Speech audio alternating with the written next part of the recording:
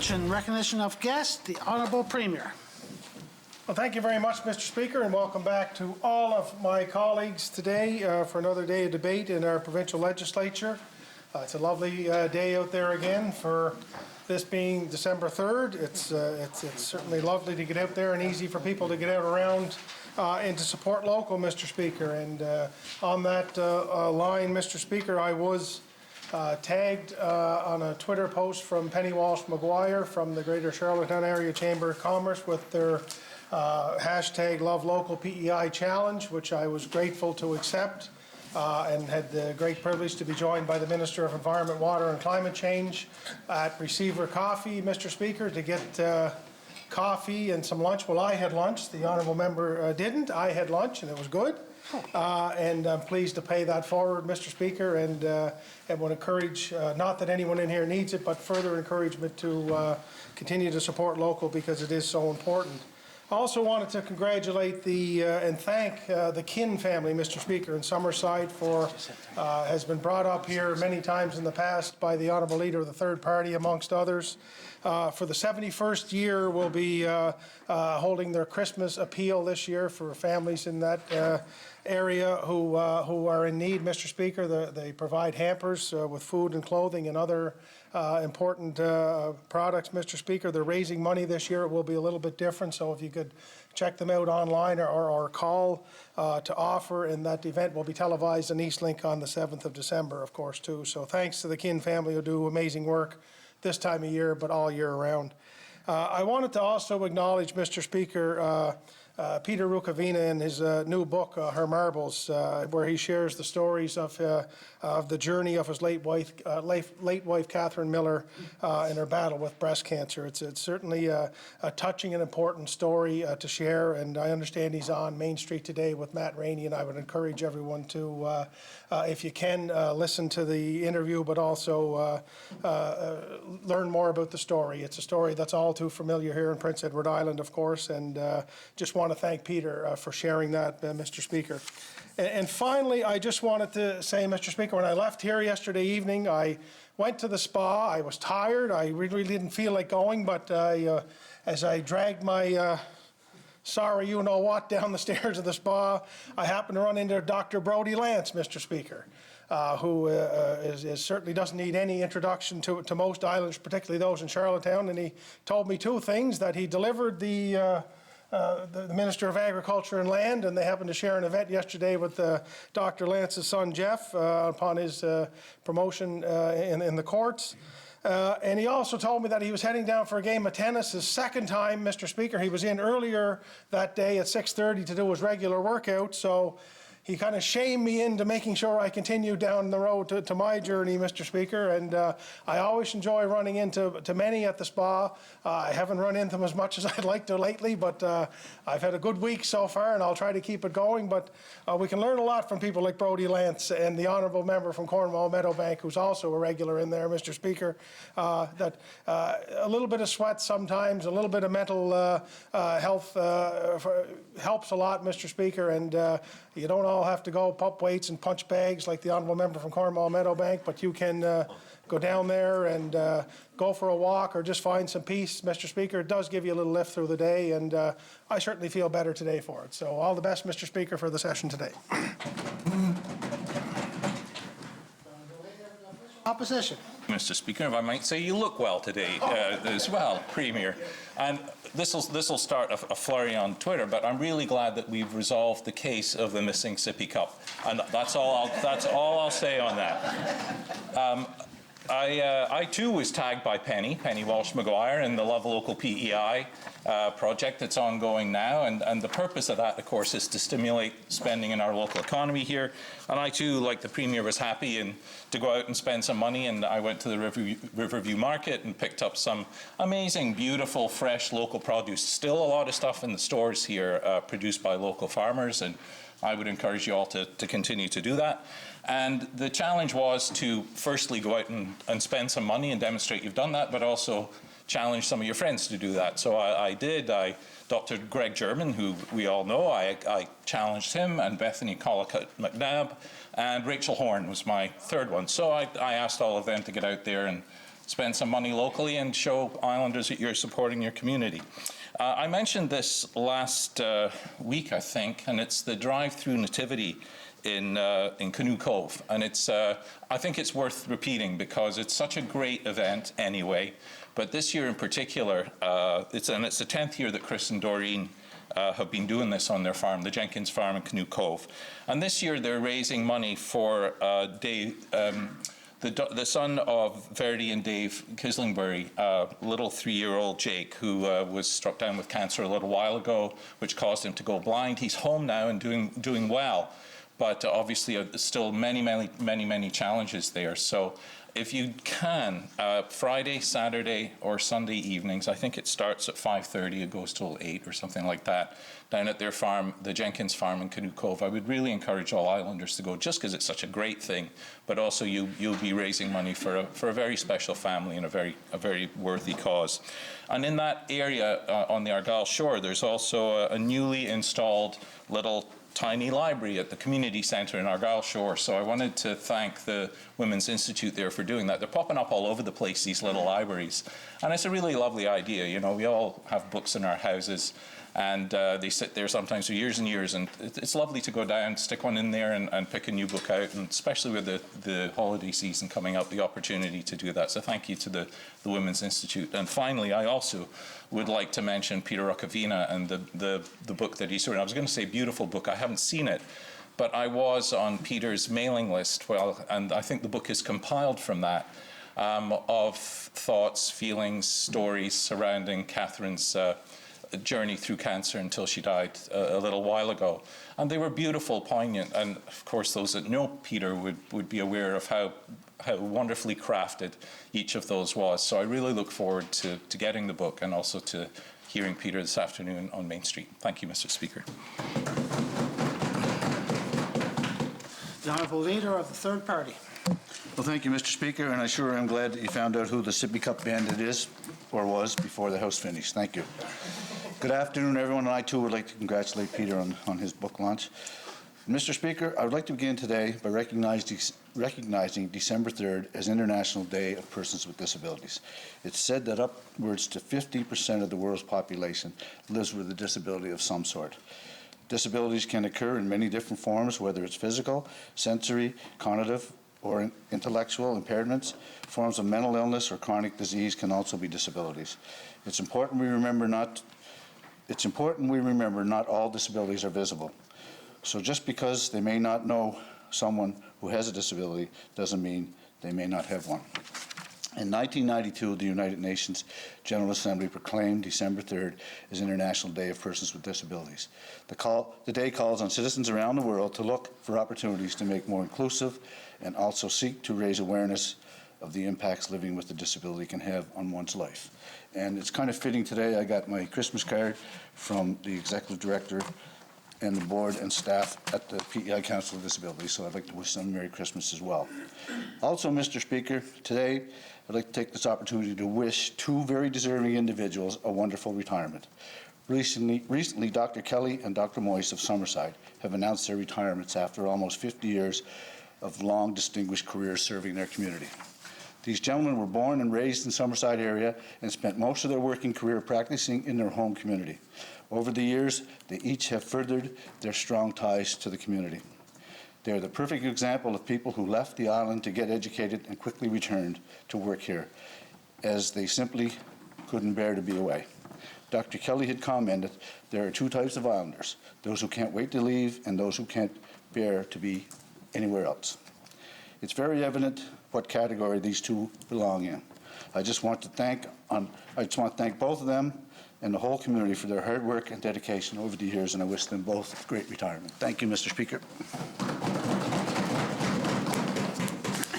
The Honourable Member from Cornwall Meadowbanks, Third Party House Leader. Thank you, Mr. Speaker. I just wanted to echo some of the Leader of the Third Party's comments regarding persons with disabilities, and it's International Disability Day, and it's not all disabilities are visible, and I think during COVID we even see that being more exploited and the challenges that they're facing, and we have to ensure that equality is there for everybody. And I can tell you from my previous life working alongside advocates like Council of Persons with Disabilities, Marcia Carroll, and others. I can tell you it's a challenging role that they play in advocating people like myself and people like the government and the opposition to ensure that legislation and policy is included in all the decisions that we make to make lives easier for those people. And you know, I can remember being here, I think it was last year, maybe even the year before, but having Billy Bridges and Eric Payne in here and on the floor.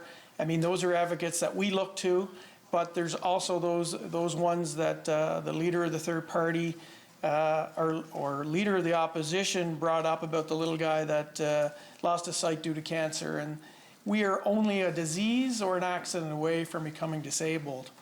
And I think if we all think of that, then every time we make a policy or anything that could have a positive effect to lessen the impediments or barriers that these people face on a daily basis can literally open a lot of doors. Thank you, Mr. Speaker. The honourable member from Mermaid Stratford. Thank you, Mr. Speaker, and I just wanted to take a moment just actually to say hi to everybody at Mermaid Stratford that's watching, and it's always a pleasure to rise in the House. But I'd like to throw out a couple of appreciative comments. First of all, to our House leaders. I've had a little taste of what they do, and I'm telling you a little taste, and what our House leaders accomplish over the run of the day in the course of a sitting, I think deserves high kudos to them and a shout out. So I just want to say thank you to all of them. Secondly, I'd just like to say, you know, big congratulations to the town of Stratford in conjunction with the Department of TIE. If you've been out around my area in T Hill, you'll see T Hill it's always been a fairly dangerous piece of roadway, and they're putting in sidewalks right now, and it's been a project that's been happening over the last number of years, and they're doing that final piece down over T Hill, which will make it much safer for residents in my district to be able to walk that piece of road. So I just wanted to say thanks to the Department of TIE at Town of Stratford for that. And Mr. Speaker, I'd be remiss if I didn't invite you to the Stratford Santa Motorcade, which is happening on Saturday at 2 p.m. And there is a parade route listed on the Town of Stratford's website, and I'm sure everybody at Stratford would love to see you come out if you're able to make it. So we'd love to see you there.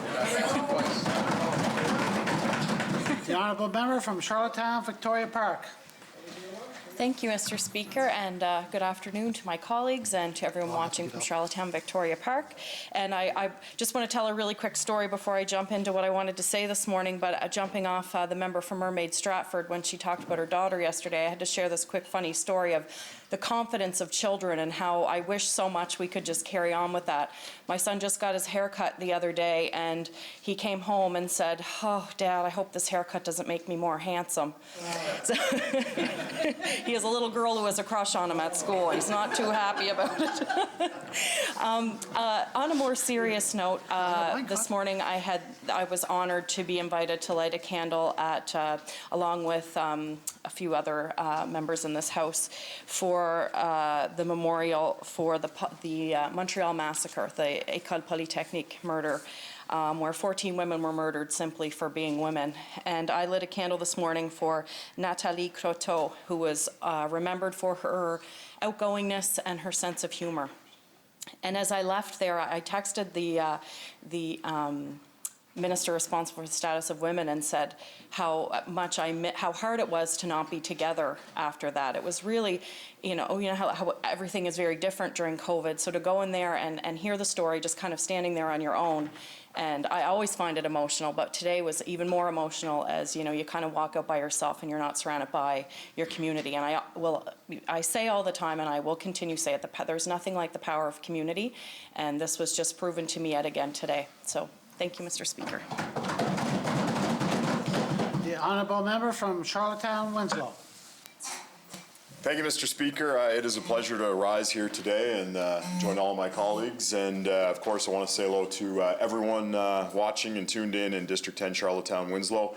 My daughter has been begging me after one of our hockey practices, the under 11 Central Storm girls, to go and see all of the Christmas lights, Mr. Speaker, in District 10. So I just wanted to say that although it's not the most snow on the ground or maybe the cooler temperatures that might be accustomed to as we get close to the holiday season. The festive lights definitely made it feel very Christmassy for our family.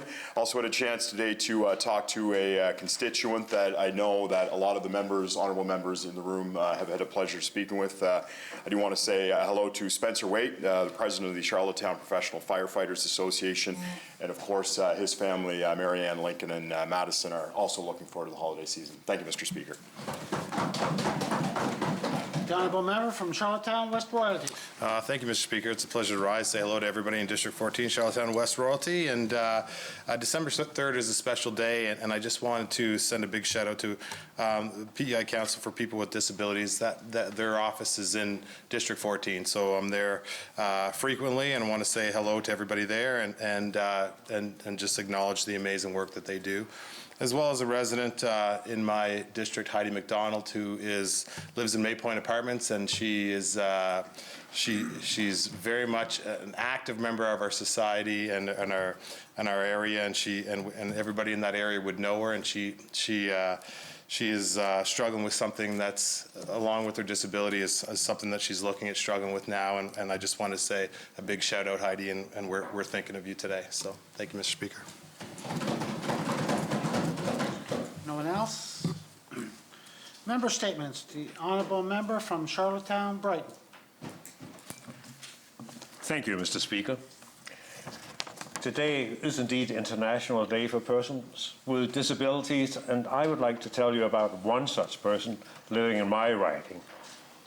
I will call her Becca, and she is 48 years old. As a newborn, she suffered from an undiagnosed hernia, and this resulted in reduced blood flow to her brain, and she became disabled. But Becca is and was bright and feisty, and she became one of the first persons with disabilities to attend regular school in her community, and she has lived on her own for the last 25 years. In fact, if you notice somebody speeding in their wheelchair, it's likely her.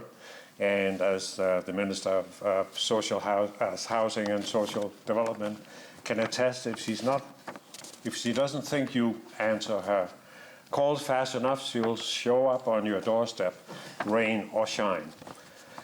She does receive help, of course. Her electric wheelchair, costing as much as a well-equipped car, is given to her, and she receives a small monthly allowance, which, like most social assistance payments from the province, is totally insufficient for paying all needs. So Becca, on a regular basis, has to choose between food and other necessities such as rent, medicine, and personal assistance. She also is heavily dependent on her cell phone to stay connected, another necessary expense to Becca.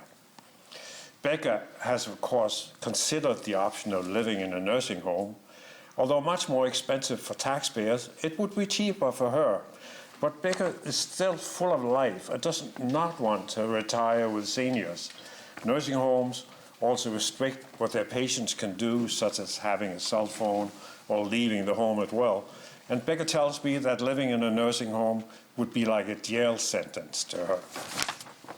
Her parents have been a support in the past, filling the missing gaps, but her mother just passed away, and her father, in his 80s, suffers from dementia, so that source of help has stopped.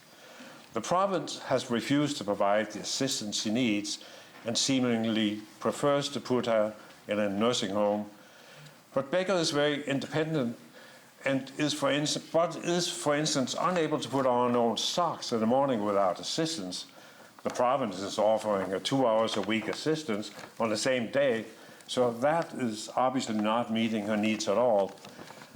To make matters worse, on this International Day of Persons with Disabilities, her wheelchair broke down. This leaves Becky bedridden, unable to even go to the bathroom. While the wheelchair will be fixed eventually, there's no emergency service or loaner chair available, so Becky faces the unpleasant choices of staying in bed, dependent on diapers, or being taken by ambulance to a hospital or nursing home. This is a completely unacceptable way of treating persons with disabilities, I think. Becca is perfectly able to take care of everything if she was just provided with reasonable funding. In fact, Becca has dreams of her own working as an inspector of facilities for persons with disabilities, like bathrooms, and wants to contribute to society, but she can't do it if she's not treated like an independent person. We've been talking about a lot in this house about guaranteed income, and there's a big tab associated with that, whether island-wide or a smaller pilot. But Becca can't wait for that. For God's sake, start giving her and other persons with disabilities in need right now a guaranteed basic income so they can live their lives. Anything less is just cruel. Thank you, Mr. Speaker. The honourable member from O'Leary Inverness, third-party whip. Thank you, Mr. Speaker. As MLA representing Kraft Hockeyville, Canada 2017, I would like to take the opportunity to speak about our 26 local ice rinks across PEI. Most communities have a rink of some sort. Some may be bigger than others, some may be newer than others, but they all serve as a point of pride in their respective communities. Local rinks play host to numerous different levels of figure skating, minor and recreational hockey, and in some cases they all have additional services such as gymnasiums or exercise rooms, as well as boardrooms for local meetings and events. Local rinks also serve as a community social hub. Often when at the rink you will encounter neighbors, friends, staff, who can almost feel like family when you spend so much time together over numerous years. In many cases, the rink is where local students obtain their first part-time job, perhaps to assist with paying for post-secondary education. Typically, the first job won at the rink is to work at the canteen, Mr. Speaker. You're probably aware of this. However, with COVID-19 this year, this has become difficult.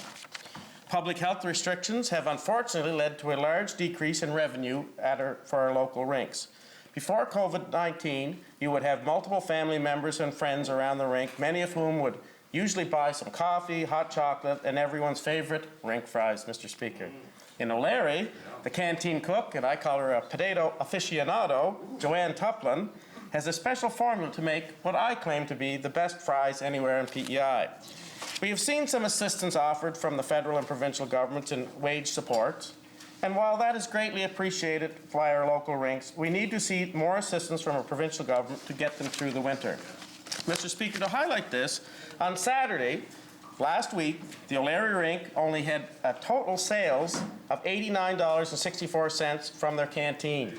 The entire month of November 2020 saw sales at $3,300 in canteen sales, whereas November 2019 saw $14,300 in canteen sales. It does not take into account to determine that local rinks have been severely impacted by COVID restrictions. Some are even rumored to be closing their canteen operations in the very near future. So with that said, Mr. Speaker, I'm calling on our provincial government to consider covering lost revenues for the 2021 operating season. Otherwise, this is shaping up to be a very difficult winter for PEI's 26 hockey rinks. Thank you, Mr. Speaker. The honourable member from Summerside South Drive. Thank you, Mr. Speaker. We are so happy to have our pool back up and running in Summerside. I've mentioned it before. As soon as I mentioned it to my youngest, he ran to his room and came out dressed for the pool and raring to go. We didn't get to the pool till hours later, mind you, but he was so excited he kept it all on waiting for me to get ready. We call Credit Union Place our wellness center, and that name has never been more suitable as now. It was always a place we could go and get some exercise, but it is also so much more. The pandemic, closing the pool, was tough, but at least it was mostly during the summer and we had the outdoors and the Atlantic bubble to lift our spirits. Now, with the new wave sweeping over the nation and the anxiety that comes along with that, it was such a treat to see my family playing so joyfully. The Caps started playing again, too, and won their first game in overtime. The rush of the wind that so many missed. The laughing children and the cheering adults, getting lost in the moment and forgetting about the pandemic, even for just a bit, is what the doctor ordered, if you ask me. I would like to take this opportunity to acknowledge the staff, especially the frontline staff, who made all of this possible, from my home and the homes of so many residents. Thank you.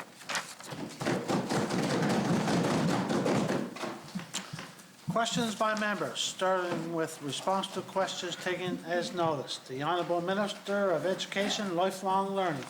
Well, thanks, Mr. Speaker. Yesterday, the Honourable Member for Charlottetown Victoria Park asked questions related to the respite program.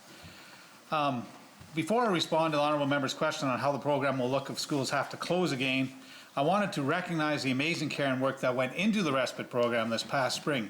Beginning May 11th, schools reopened for respite care for students who received individualized support from an EA, educational assistant, or a youth service worker, and all students who are supported by EAs and YSWs were eligible for respite care. A total of 215 students, Mr. Speaker, were enrolled in the respite care program. And during the respite care program, a 2-to-1 or a 1-to-1 ratio of staff to students was established. Mr. Speaker, the member criticized the program for being play-based, but we did this purposefully, thinking about the well-being of our students. Children had been at home and out of the regular routine, and as such, our first priority was to reestablish a routine, comfortability within the schools, and connection with EAs and youth service workers for these students.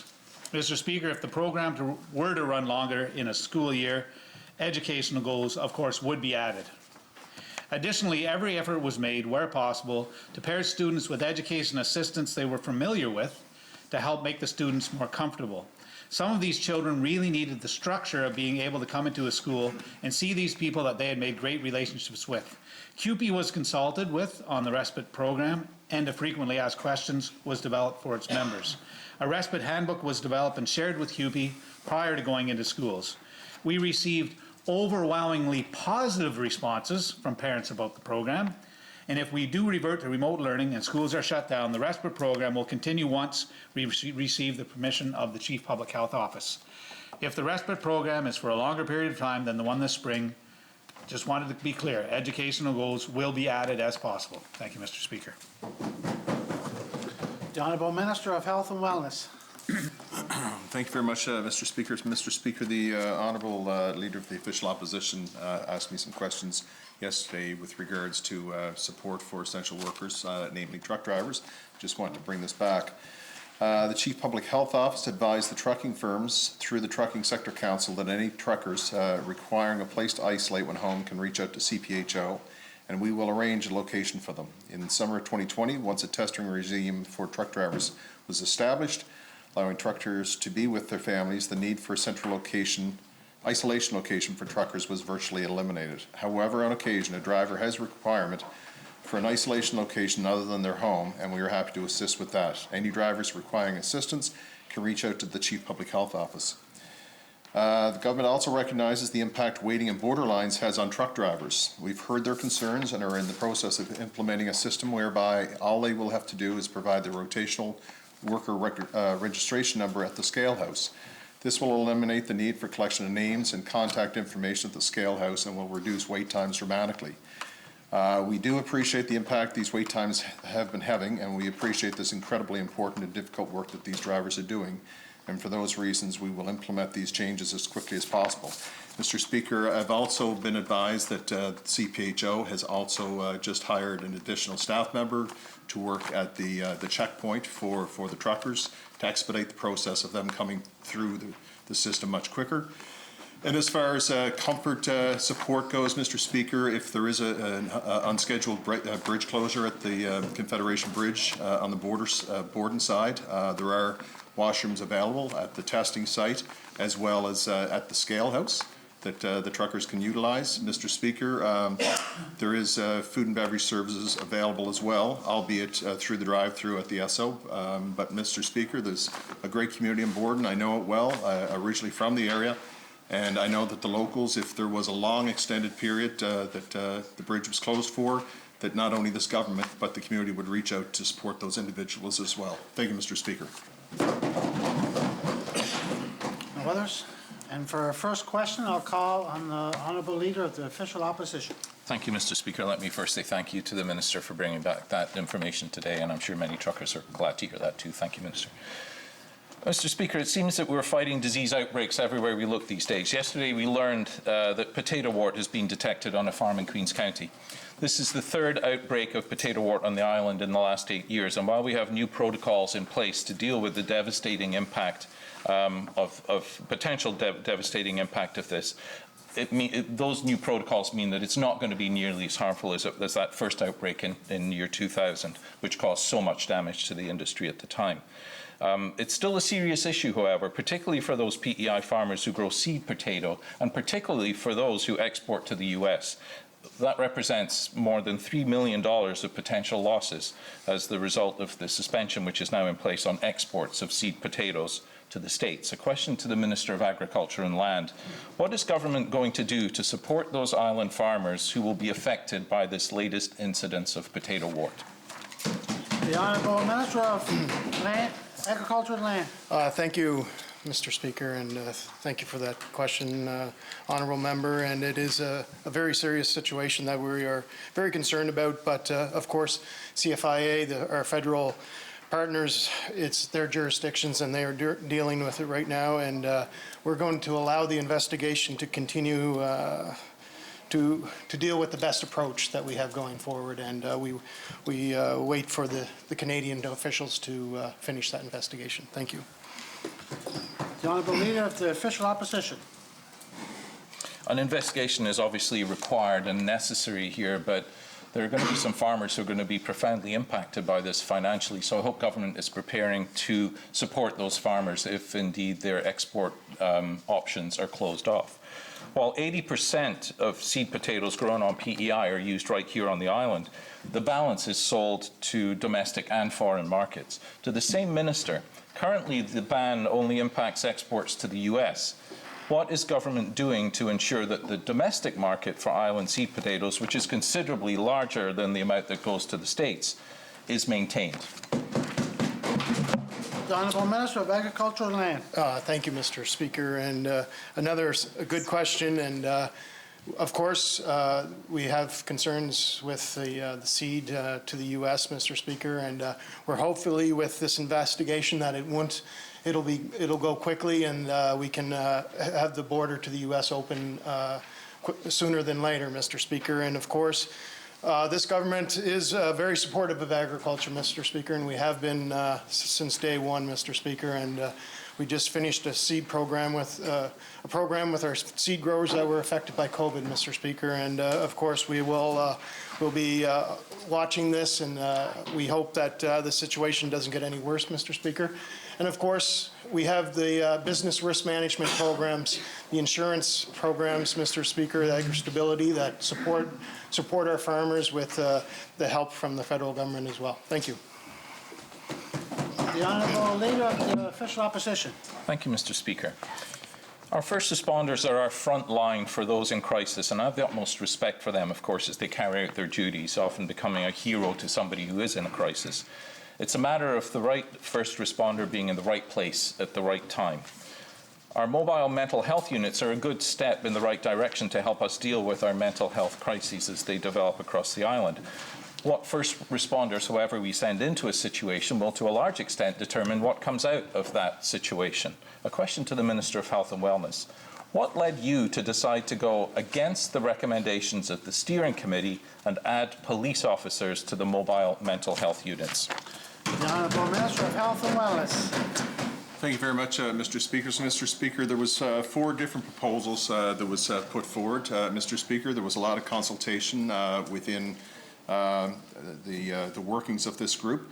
Mr. Speaker, the decision to include law enforcement officers as part of these teams was a model that we've adopted that many jurisdictions use. But the important thing to remember, Mr. Speaker, is this is a mental health-led initiative. It's not a law enforcement-led initiative. So when these mobile health crisis teams are up and running, it will be indeed a mental health-led initiative. Thank you, Mr. Speaker. The Honourable Leader of the Official Opposition. Thank you, Mr. Speaker, and I'm aware that other jurisdictions do use this model. However, Toronto's Centre for Addiction and Mental Health, CAMH, recently stated that police officers should not be the first responders on scene in a mental health crisis. It's both a recipe for confrontation with police officers and also creates the perception or the stigma that somebody in a mental health crisis might be a criminal. A question to the Minister. Do you feel that this program goes far enough to remove that stigma and fear that keeps so many people from looking for help when they need it? The Honourable Minister of Health and Wellness. Thank you very much, Mr. Speaker. So, Mr. Speaker, I want to reiterate again that our mobile mental health crisis teams will be, first and foremost, a mental health professional-led initiative. Mr. Speaker, when these crisis teams are up and running, any law enforcement that may be included in a crisis call, they will be plainclothes officers. They will be in unmarked vehicles, Mr. Speaker. They will have specialty training to help de-escalate a situation. But, Mr. Speaker, it doesn't necessarily mean that law enforcement will be called every call. It will be deemed and triaged appropriately when the call comes into our call centre. Thank you, Mr. Speaker. The Honourable Leader of the Official Opposition. Thank you. That's news to me, and welcome news. Actually, I assumed, and I think I was of the opinion that every time a team went out, a police officer would be a part of that team. So I'm glad to see that there is triage before that happens, because it's critical that we find that balance of safety of islanders in a mental health crisis with the safety of our mental health responders. Mental health professionals, of course, are highly trained individuals, and I'm confident that they know exactly how to look after themselves and remain safe in a crisis situation. A question to the same minister. The steering committee was made up of professionals that felt that safety could be achieved without police officers being present on every call. You've just told me that there's sometimes not there. How do you make that decision as to whether a police officer should be present or not? The Honourable Minister of Health and Wellness. Thank you very much, Mr. Speaker. So, Mr. Speaker, as I already alluded to, any calls coming in will go through a central dispatch with a trained professional answering those calls, and they'll be the most qualified individual to ascertain what services or what assets are required to be dispatched to a crisis call, Mr. Speaker. Again, it's going to be a mental health-led initiative. It could require law enforcement, again, in plain clothes and plain marked vehicles. It also could involve Island EMS. But, Mr. Speaker, it might not even come to that. In many cases, we're quite confident, and we've seen research in other jurisdictions, when an individual reaches out to that crisis call line, that quite often a lot of the concerns and anxiety can be dealt with by that professional on the other end of the phone line. Thank you, Mr. Speaker. The Honourable Leader of the Official Opposition. Thank you, Mr. Speaker. And of course, we're all aware of some horrific incidents recently in our neighbourhood, not on the island, but in this part of the world, where first responders have come to a mental health crisis call and people have died as a result of that. And we want to make sure that we do not ever have that situation happening here on Prince Edward Island. A question to the Minister. Does the Minister feel that the 40 hours of training that police officers are going to receive here on Prince Edward Island does enough for them to be fully aware of how to deal with this potentially lethal combination and situation they may be walking into? The Honourable Minister of Health and Wellness. Thank you very much, Mr. Speaker. So the 40 hours that the Honourable Member is speaking about, that's specific specialised training.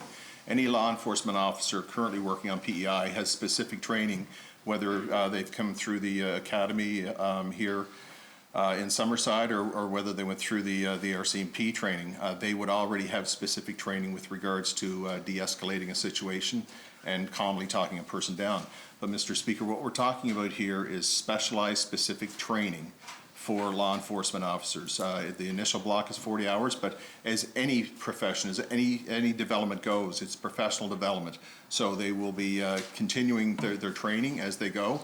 But, you know, again, I bring it back to it's a mental health-led initiative, and they will be working closely with mental health professionals, and they will also be learning from them on a day-to-day basis. Thank you, Mr. Speaker. The Honourable Member from Summerside Wilmot. Thank you, Mr. Speaker. We've often spoken in this House about the pandemic and its impact on islanders. Many essential workers have been working for low wages and at their own personal risk to ensure islanders were still able to access important services. Recently, government approved a 15-cent increase to the minimum wage. Aside from 2013, where there was no increase, this is PEI's smallest increase to the minimum wage in the 21st century. This comes at the same time a report came out saying that a living wage in PEI is closer to $19 an hour. A question to the Premier: how does Cabinet justify these essential workers receiving nothing more than 15 cents? The Honourable Premier.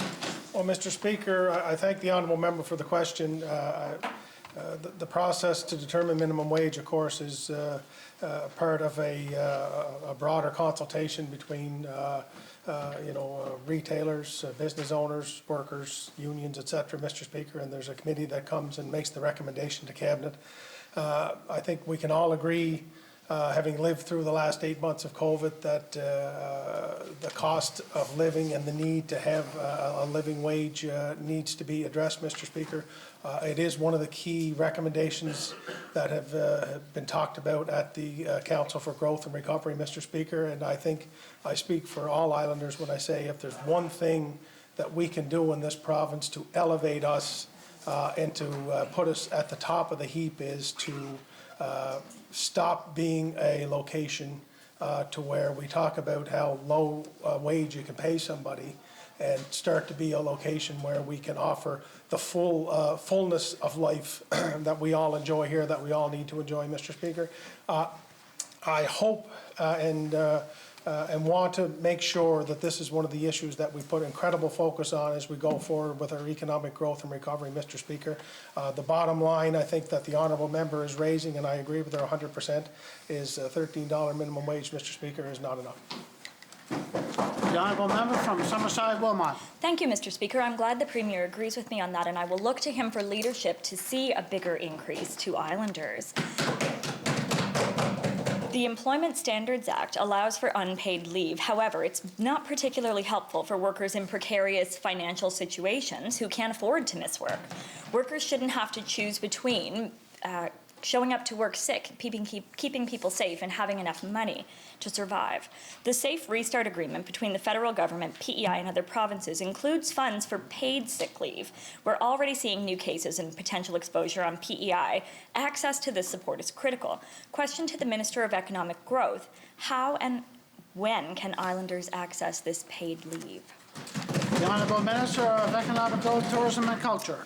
Thank you, Mr. Speaker, and thank you, Honourable Member. This is certainly something that has been discussed over the last 8 months during COVID. We've had lots of discussions in through the department, and we've had discussions with our federal colleagues and our counterparts. What I can say right now is to date we have not run into an issue, but we will be prepared for when the time comes, and we will make sure that no Islander will be left behind. If we come to COVID cases and lockdowns and essential workers having to stay home, we'll certainly do our very best as government to show us support. The honourable member from Summerside Wilmot. Thank you, Mr. Speaker. I certainly appreciate the intention behind that, but the reality is there are people who are now having to stay home while they're waiting for tests. They may not have active cases on PEI, but this is still a problem that's happening currently, Minister, even if these people haven't reached out to you directly. Mr. Speaker, post-secondary students are especially vulnerable in economic downturns, and the COVID pandemic is no exception. Experiential learning helps students to gain valuable skills, relevant work experience, income, and makes them more employable in the future and better equipped. The UPEI Student Union has proposed an experiential learning fund to help students access these opportunities while subsidizing wages for island businesses. A question to the Minister of Education and Lifelong Learning: would you commit to implementing such a fund? The Honourable Minister of Economic Growth, Tourism and Culture. Thank you, Mr. Speaker. And just before we go on to this question, Honourable Member, anybody that's home with leave right now, there is a program through the federal government that they can apply for paid leave right now. So that does exist. Second question, we met with the student union last week, and these proposals come to us. I believe there was half a dozen suggestions that come from the student union. Very thoughtful. A lot of work was put behind the scenes. I've taken it back to the department, and it's something that we're interested in, and we're doing some costs to see what it could look like now. And within the next couple of weeks, I'll be able to respond back to the student union. The honourable member from Summerside Wilmot. Thank you, Mr. Speaker, and I appreciate that answer. I do know that program exists. It's the Safe Restart program. I just can't find any information on how people can apply for it, so I would love some details on that, Minister. And I'm glad to hear that you're moving forward on the student union recommendations. I think that these are really great examples, actually. In their proposal, the student union also recommended that government provide greater wage subsidies for organizations that hire students of diverse and underrepresented backgrounds. I think this recommendation would work across a lot of government programs. Question to the Minister of Economic Growth and Tourism: would you consider a review of your programs and providing assistance for organizations that hire students from diverse backgrounds? The Honourable Minister of Economic Growth, Tourism and Culture. Thank you, Mr. Speaker, and absolutely, this was a topic that came up in that meeting, and obviously it's a gap, and literally within about 45 minutes of that meeting, I called my director in the department to get working on that, to see what it looks like. The honourable member from Charlottetown, Brighton. Thank you, Mr. Speaker. The Seniors Independence Initiative provides funds to help seniors with expenses like house cleaning and snow removal, and it allows seniors to stay on in their own homes for longer. However, the income threshold for program eligibility has not been adjusted for several years. Because of the annual small increases in federal OAS and GIS, many seniors are finding that they now exceed the income threshold for the Seniors Independence Initiative. Even if it's only by $300, they're now denied access to services that makes the difference for them to live independently. Question to the Minister of Social Development and Housing. How hard can it be to adjust an income cutoff rate? And what does this say about your priorities? The Honourable Minister of Social Development and Housing. Thank you very much, Mr. Speaker, and thank the honourable member for the question. And he does raise an excellent point, Mr. Speaker.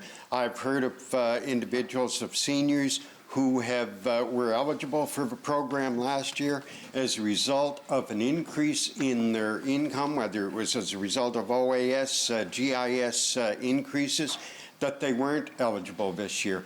And Mr. Speaker, I have directed my staff to look at this gap and to make adjustments, and not only adjustments with regard to the thresholds, Mr. Speaker, but adjustments with regard to the items that the Seniors Independence Initiative will cover. Thank you, Mr. Speaker. The honourable member from Charlottetown, Brighton. Thank you, Mr. Speaker. That's good to hear that the Minister is working on it. The application form for the initiative is still branded as Department of Family and Human Services, which stopped existing in April 2019. That gives us a good idea of how outdated this initiative is. Funding seniors' independence is a proactive measure that makes good social and economic sense. Question to the Minister of Social Development and Housing. What date will you commit to for an immediate increase of the income cutoff of the threshold of this program, and will some of the help be backdated that was missed in the past?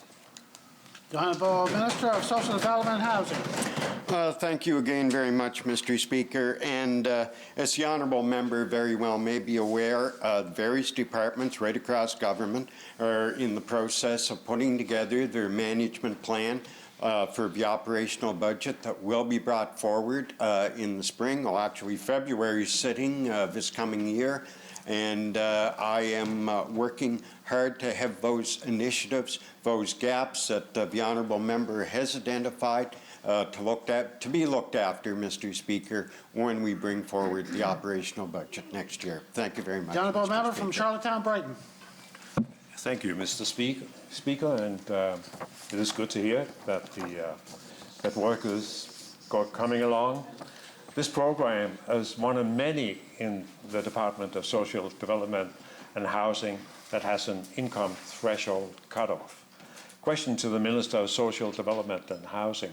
How confident are you that programs are being reviewed and updated in a timely manner? The Honourable Minister of Social Development and Housing. Again, thank you very much, Mr. Speaker. And the honourable member is right that you look at various programs across the board, not only the Seniors Independence Initiative, programs like Seniors Safe at Home, Seniors Home Repair, and other ones. They do have an income threshold. And personally, Mr. Speaker, I think that that threshold needs to be reviewed. And again, personally, Mr. Speaker, I think that we need to be looking at an automatic increase, whether it's tied to the consumer pricing index each year, but that it would automatically go up rather than being stagnant for a 4 or 5 year period. Thank you, Mr. Speaker. The Honourable Leader of the Third Party. Thank you very much, Mr. Speaker. Mr. Speaker, today my questions to the Minister of Education. Minister, in March, when the pandemic first began impacting our country and our province, difficult decisions had to be made.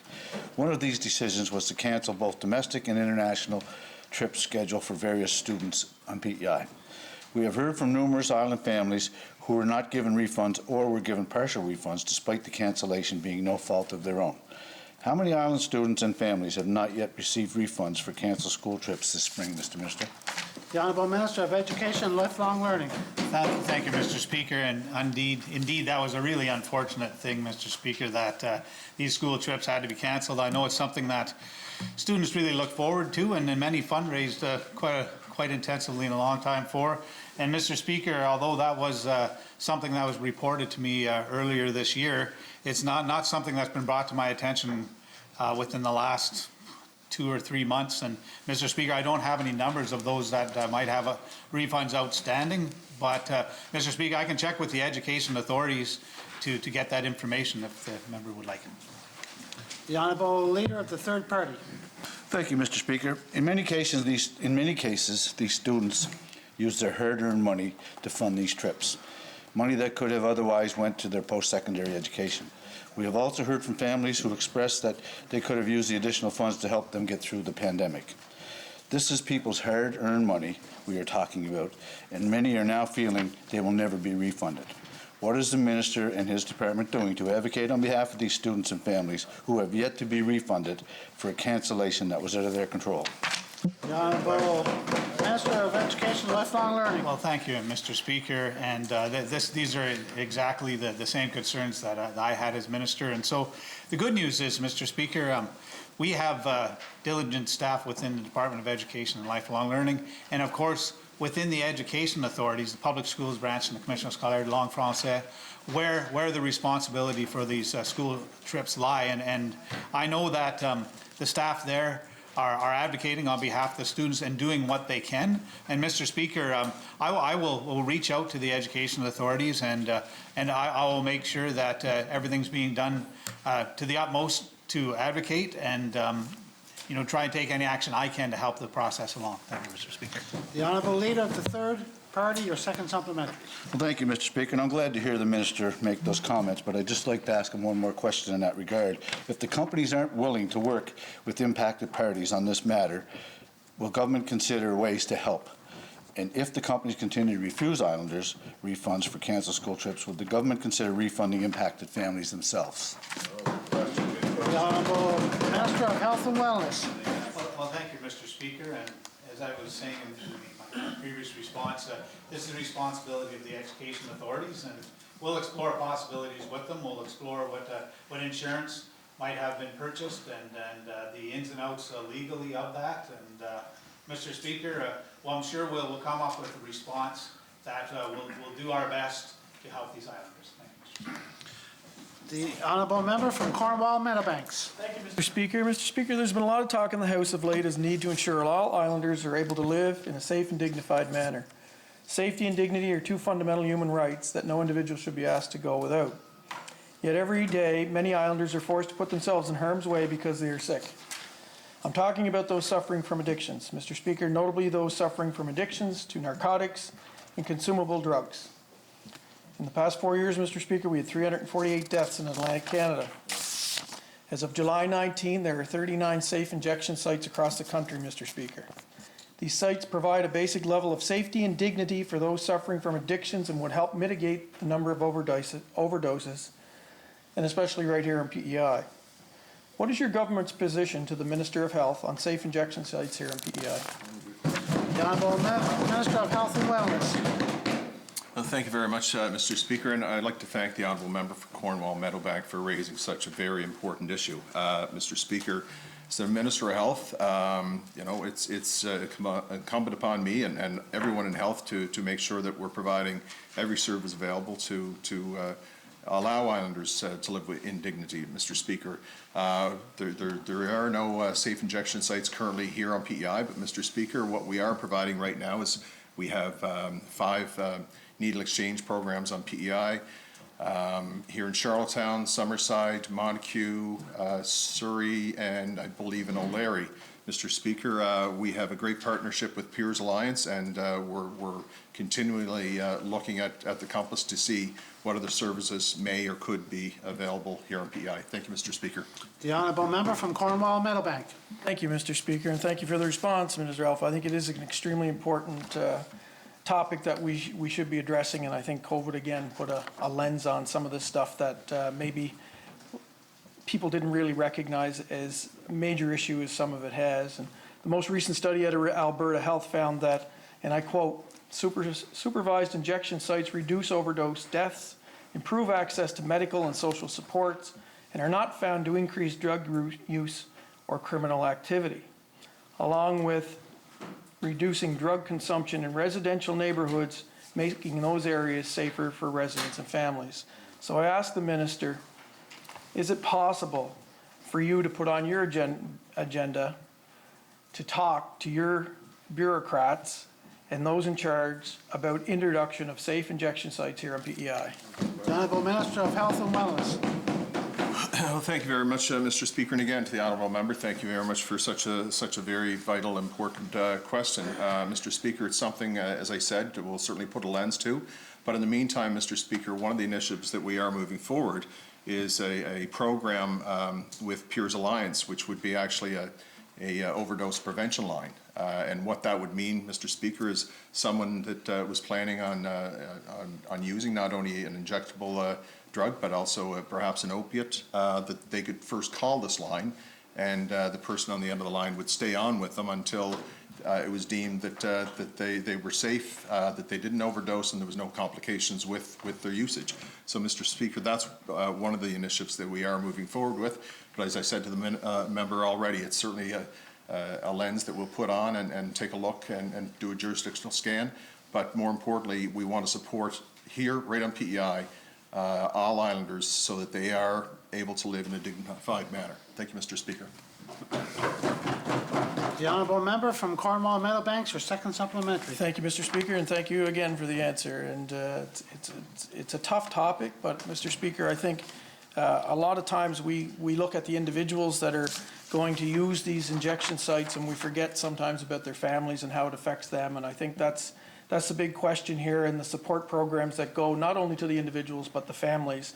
So encompassing that, I'm wondering if the new mental health campus would be a possible safe injection site facility, even as a pilot in the new year when the first construction is completed. The Honourable Minister of Health and Wellness. Thank you very much, Mr. Speaker. And again, I just want to reiterate what the honourable member said. You know, quite often people put a negative view on individuals that might be living this type of life. But Mr. Speaker, we can't judge these individuals until you walk in their shoes and live their life. You have no idea how they got there. There's very, very, very many reasons that someone may be addicted to these type of drugs.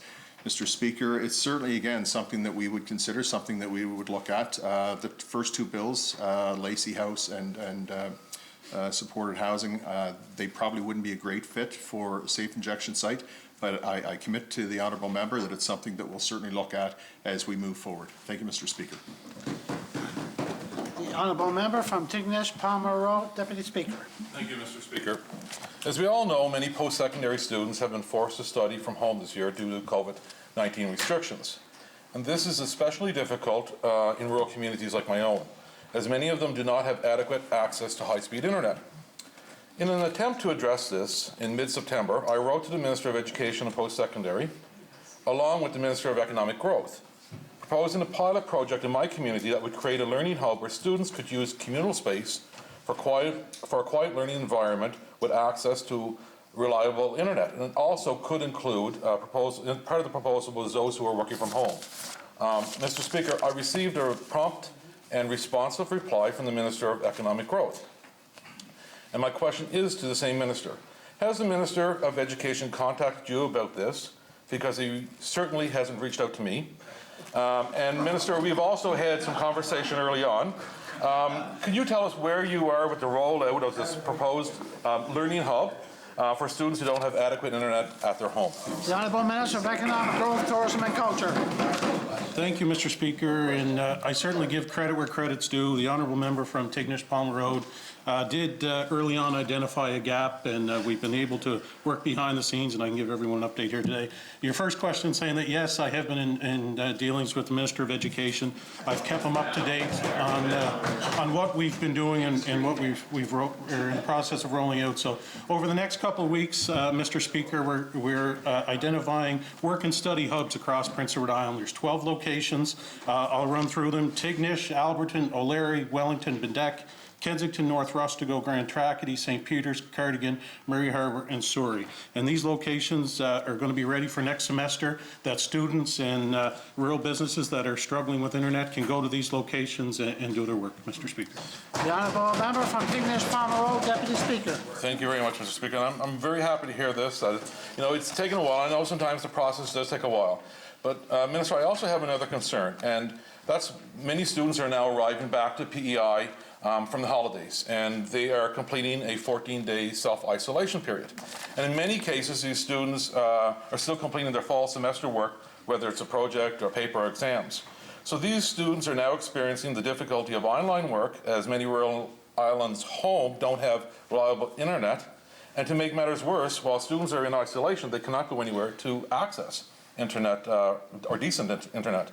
My advice, or what advice does the Minister have for those students needing adequate internet access to do schoolwork but cannot receive it at home or leave to get it? The Honourable Minister of Economic Growth, Tourism and Culture. Thank you, Mr. Speaker, and Honourable Member, that's certainly going to be a challenge with the 14-day self-isolation. One program we have rolled out is the residential pilot program. So any home right now in Prince Edward Island that is struggling with internet, we do have funding available up to 100% for equipment that can help utilize and get better internet. Now, in saying that, I'm not sure how CPHO and the regulations and rules would work to have somebody do that. The self-isolation period could be a problem, but my first recommendation, if any students right now are having trouble, reach out to my department on the home residential pilot. Like I say, it's 100% funded to see if this might work. The Honourable Member from Tignish Palmer Road, Deputy Speaker, your second supplementary. Thank you very much, Mr. Speaker. Earlier you said that you hope to have this rolled out in the next, I guess, couple of weeks, ready for the next semester. So, Minister, and that's great news. I know Tignish Initiatives was one of the venues that has been contacted, and I think there was a site visit made there also. But they haven't really had any update information on that either. So, Minister, would you commit today to reaching out to Tignish Initiatives and giving them an update on what is happening? The Honourable Minister of Economic Growth, Tourism and Culture. Thank you, Mr. Speaker. Certainly I'll have the department reach to all 12 locations. So what we've done, we've gone out to, like I say, 12 locations across rural Prince Edward Island. We had to make sure that we could get adequate internet in those buildings. We had to make sure there was a plan in place for CPHO and guidelines to follow for students or rural business-based business going into to work as well.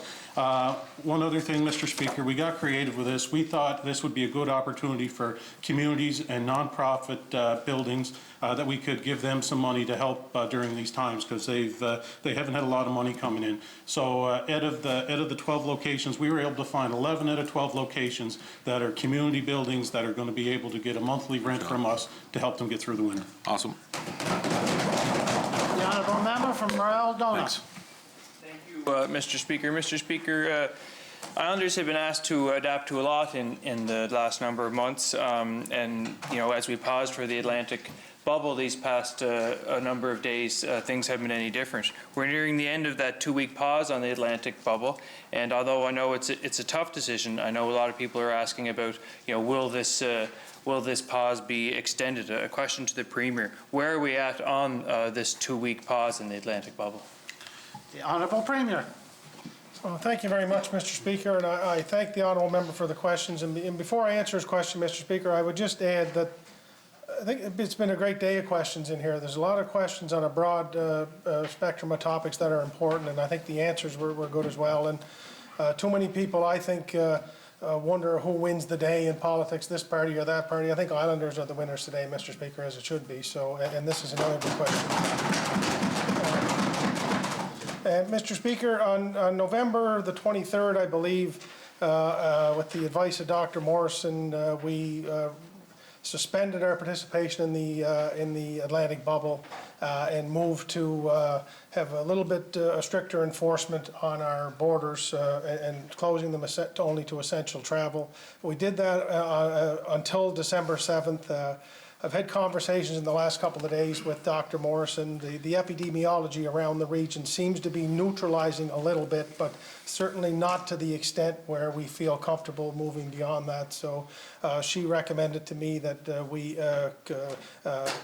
extend for an extra 2 weeks and review again. So we would be keeping that closed until December 21st, Mr. Speaker. We will review as we have going forward, but we don't have a great comfort level right now within the maritime region in particular with the COVID situation. So in the interest of trying to be as safe as we can here, we will extend that for another 2 weeks. The honourable member from Raldona. Thank you, Mr. Speaker. Mr. Speaker, I know that's a tough decision. December 21st obviously is a date very near to the Christmas season. I'm wondering about extensions going forward. Are we still looking at a 2-week period each time, or is there a shorter window, or what criteria will determine what happens after the 21st into the Christmas season? The Honourable Premier. Mr. Speaker, I thank the honourable member for the question. It is a good question. I get asked that question quite often. I mean, to be very honest, Mr. Speaker, it's not our intention to have our points of entry closed any longer than we have to. It was an extremely difficult decision to move in this direction initially. We had some relaxation with the Atlantic bubble, which was great, and it was tough to go back. But the virus, Mr. Speaker, is forcing us to do that. One of the advantages we have as an island province is that we are an island and we're able to contain our borders a little bit more easily than others. I think if you look across the world where they have done the best in terms of containing and protecting themselves from COVID, it has been jurisdictions that were able to contain their borders. So that's been a great advantage for us. But we will review, we kind of put the finish date of 2 weeks as an end point. We do review this, though, daily, honourable member, and with the advice of the Chief Public Health Office based on the epidemiology around the region. As I say, it's encouraging what we're seeing in other provinces with the terms of leveling out of some of the cases that they've had, but we do still see, 15 or 20 each day in Nova Scotia, for example. New Brunswick's 10 or 12 a day, and it's still not to a level to where the Chief Public Health Office feels like it's something we should change at this point, but we do review it daily. The honourable member from Raldona, your second supplementary. Thank you, Mr. Speaker. So, Mr. Speaker, it sounds like we're going to have 4 weeks of a pause on this bubble, and that certainly has an impact on numbers at the Confederation Bridge as well. We know that numbers are down over the whole year at the bridge, and then now again with this 4-week delay or pause on the bubble. There is an annual increase in the bridge fare each year, and I'm hearing from concerned islanders about an excessive increase this year going into the new year.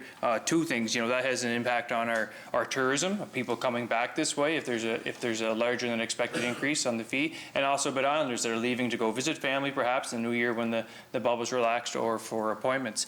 Mr. Speaker, my final question to the Premier: what are you doing to lessen the impact of large bridge fee increases to islanders? The Honourable Premier. Well, Mr. Speaker, that is a great question and an important question. The way the contract works, Mr. Speaker, Strait Crossing would need to make it known that a year in advance they would have to make a wage increase. So I think for the coming year, I believe it's already been approved for 75 cents based on last year's number. But obviously when you have passenger traffic down to the level that it is right now, it significantly impacts the bottom line of the corporation that owns, or the private company that owns this. Knowing that this would be the time of year they would begin to work with Transport Canada to look at the fee structure for 2022, I've been in extensive conversations with Dominic LeBlanc, Mr. Speaker, who is, by all accounts, a fairly senior member of the government and a close ally of the current Prime Minister. Nobody wants to see an incredible increase in this.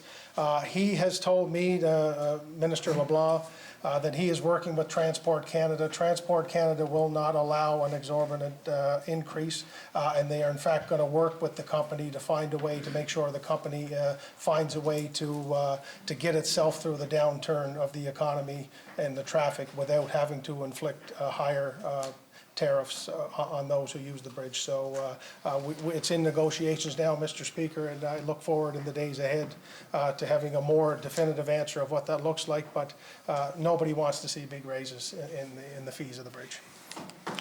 Honourable member from Tyne Valley, Sherbrooke. Thank you, Mr. Speaker. When asked about the plans for rolling out a COVID-19 vaccine on PEI, the minister stated the following: as far as the program for rolling out the vaccine process, no, it will not be done through pharmacies. It will be done through public health. I found this to be a very strange and surprising stance to take. Pharmacists have played an absolutely essential role in distributing vaccines such as the flu vaccine for years. If the focus is to distribute as many vaccines as possible, as quickly as possible across the island, it seems irresponsible to not at least consider that pharmacists could have a role in making this happen. Question to the Minister of Health: why did you definitively state that pharmacists will not have a role in the distribution of COVID-19 vaccines? The Honourable Minister of Health and Wellness. Thank you very much, Mr. Speaker. So, Mr. Speaker, what I actually said was that pharmacists would not be included in the first stage of the vaccine rollout. Mr. Speaker, I agree. Pharmacists do provide a tremendous service here on PEI. They do, in most cases, our travel vaccines, our flu vaccine. But, Mr. Speaker, pharmacists just unfortunately aren't equipped right now to be able to store the first vaccine that will be coming on stream, because there's extremely specialized freezers that have to maintain a -70-degree temperature for that vaccine.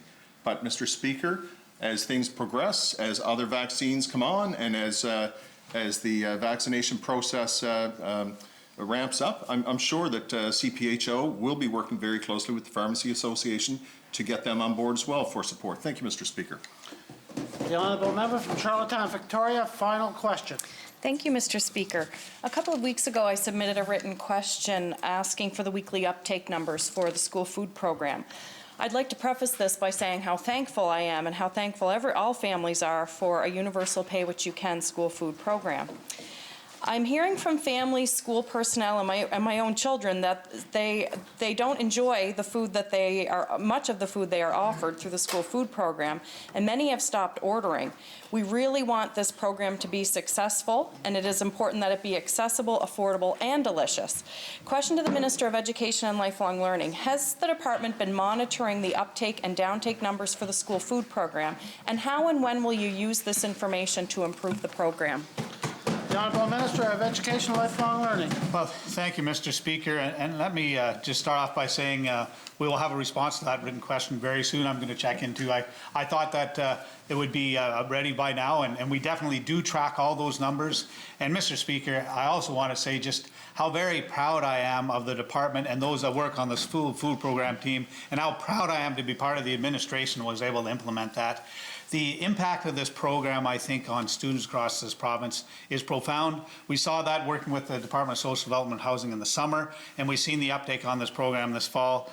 And Mr. Speaker, when I hear from teachers about students in their class that every day are getting these meals, they're eating them to the very last drop, and then asking if they can take home food from their colleagues, their fellow students that have things left, I know that it's making a difference. And Mr. Speaker, we're going to continue to forge ahead. We're going to continue to improve the program, Mr. Speaker. And Mr. Speaker, I'm just thankful that we're able to offer this to make the impact that it is. End of question period. Statements by ministers. The Honourable Minister of Health and Wellness. Thank you, Mr. Speaker. Mr. Speaker, since January 2019, approximately 250 islanders have received assistance through the Provincial Ostomy Supplies Program each year.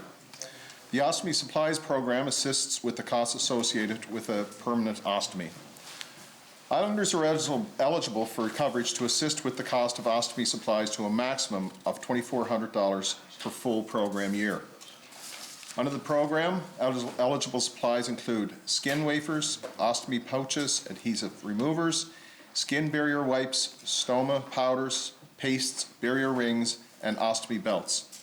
Mr. Speaker, ostomy supplies can be costly, and cost should not be a barrier in receiving appropriate care. I'm proud to state that effective on January 1st, 2021, we will increase coverage per income threshold for the Ostomy Supplies Program. Those with a household income between $40,000 and $49,999 were previously eligible for 80% coverage. This coverage will now extend to 90%.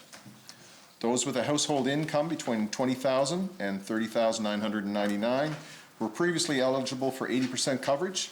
This coverage will now extend to 95%.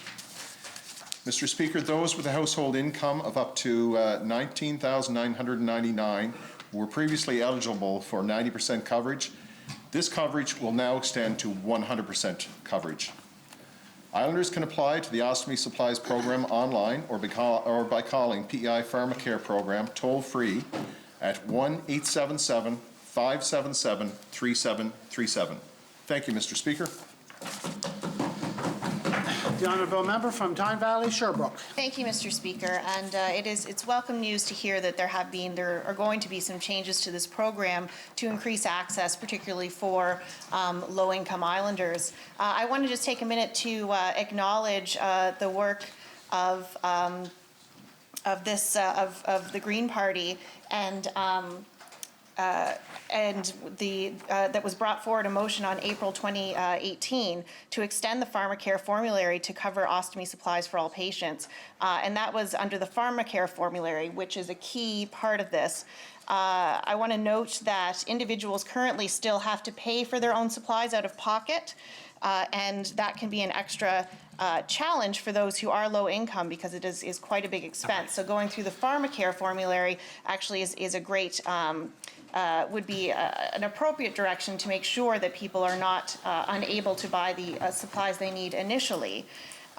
So again, I want to give credit to the member from Charlottetown Belvedere who brought that motion forward in April 2018 and started this process of being able to have ostomy supplies covered.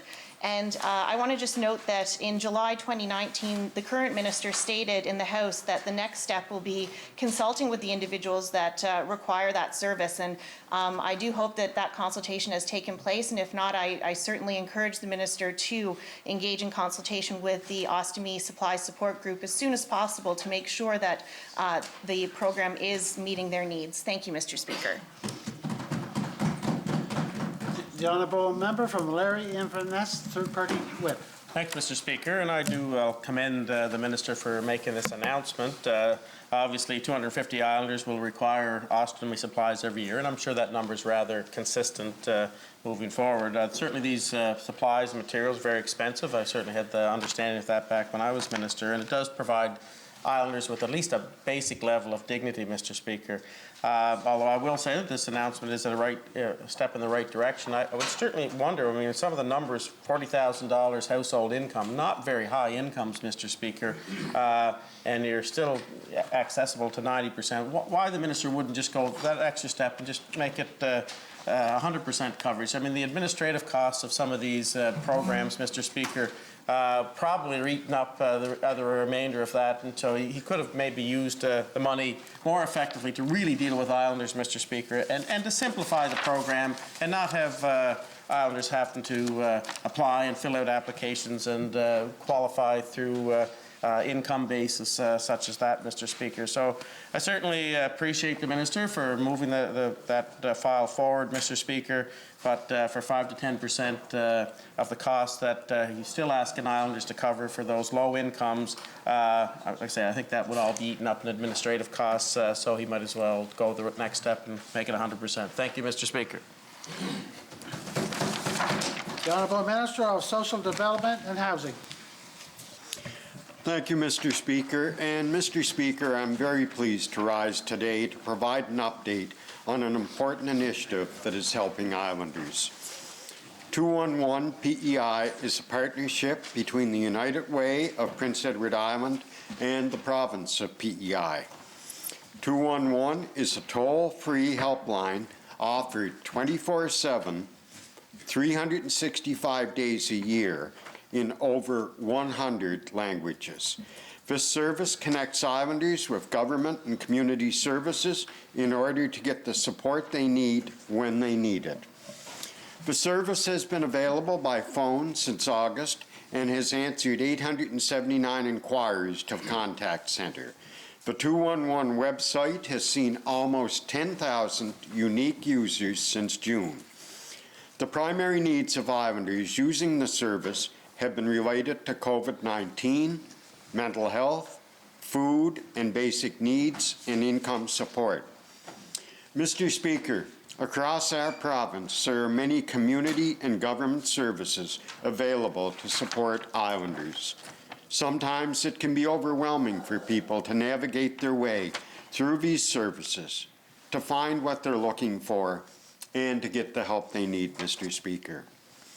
211 PEI is helping people find the right door the first time by connecting them to human services quickly and easily. It is a valuable resource for Islanders looking to connect to community, social, non-clinical health, and government services, Mr. Speaker.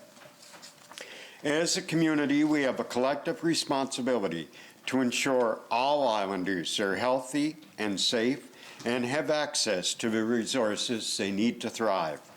Ensuring people have easy access to the programs and services they need is one way we can do that. By working together with kindness and respect for others, with the best interest of Islanders in mind, we can help people get through the issues they face and improve their lives. I ask all honorable members to share the 211 service with constituents in their districts, and for all Islanders, if you don't know where to turn or who can help, call 211 or visit their website at pe.211.ca.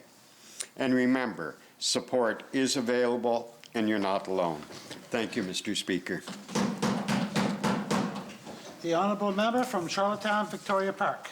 Charlottetown, Victoria Park. Thank you, Mr. Speaker. And this partnership between the United Way and government is a wonderful example of what can happen when community and government work together. And helping people navigate systems is something that I found out very quickly is kind of your main role when it comes to your daily work as an MLA. And find the right door the first time. That's a really crucial piece of this. Finding the right door on the first time is crucial as we consider that often it takes people a really long time to find the courage and the strength to ask for help. And we know that if they do not receive it the first time, that the chances of them reaching out again decrease every single time. And so it's important that that we get it right. And I appreciate what the minister said about practicing kindness and respect, and I take that a bit farther. You know, we talk in here a lot about using trauma-informed approaches, yet I see on a daily basis examples of people going through our systems where they're not treated with that approach. And it's really crucial that we not just throw those words around, but that we understand what they mean and we understand how to act appropriately when using trauma-informed approaches. And also along with this, it's important that we actually have the programs and services in place. If I consider the, I forget exactly what it's called, but the helping tree for mental health services. And often when you call one of those numbers, you're often led to the same place because the systems and the programs and services just aren't there, or they were, and due to various resource issues, they're no longer there. And so these programs are so wonderful, and it's really important that we work hard at ensuring that the programs and services which they're being navigated to are there and that they're ready to help in the way that's needed. Thank you, Mr. Speaker. The honourable member from Charlottetown West Royalty. Thank you, Mr. Speaker, and I want to thank the minister for raising this. This is very important. 211 is crucial to our community, and the United Way has done an incredible job of setting this up. And a special shout out to David. David worked so hard on this program that it forced him into retirement. No, I'm just joking. He was going to retire, but he did an unbelievable job to get this program up. So I'm just saying. Yeah, exactly. But this program is something that Islanders, I think, hesitate to call and reach out for help with anything. We have to get it out there that this is a safe place to call and get information that can help them. And that's crucial. So just want to say a special shout out to the United Way as well. They helped us through COVID. They helped our province through COVID greatly, and they're doing incredible work. And it's that time of year to give to the United Way. Their work is invaluable, and I want to say a special shout out to Andrea and her staff there. Thank you very much, Mr. Speaker. The Honourable Minister of Economic Growth, Tourism and Culture. Mr. Speaker, throughout this legislative session, I and other members of this legislature have spoken about how important it is to support local business during these challenging times, especially as we head into the holiday shopping season. Mr. Speaker, we know it's been a very hard year for island businesses, and my department continues to work hard to find a variety of ways we can help island businesses. Today, Mr. Speaker, I am pleased to announce the COVID-19 Local Advertising Fund. This fund will help island businesses advertise locally over the holiday season.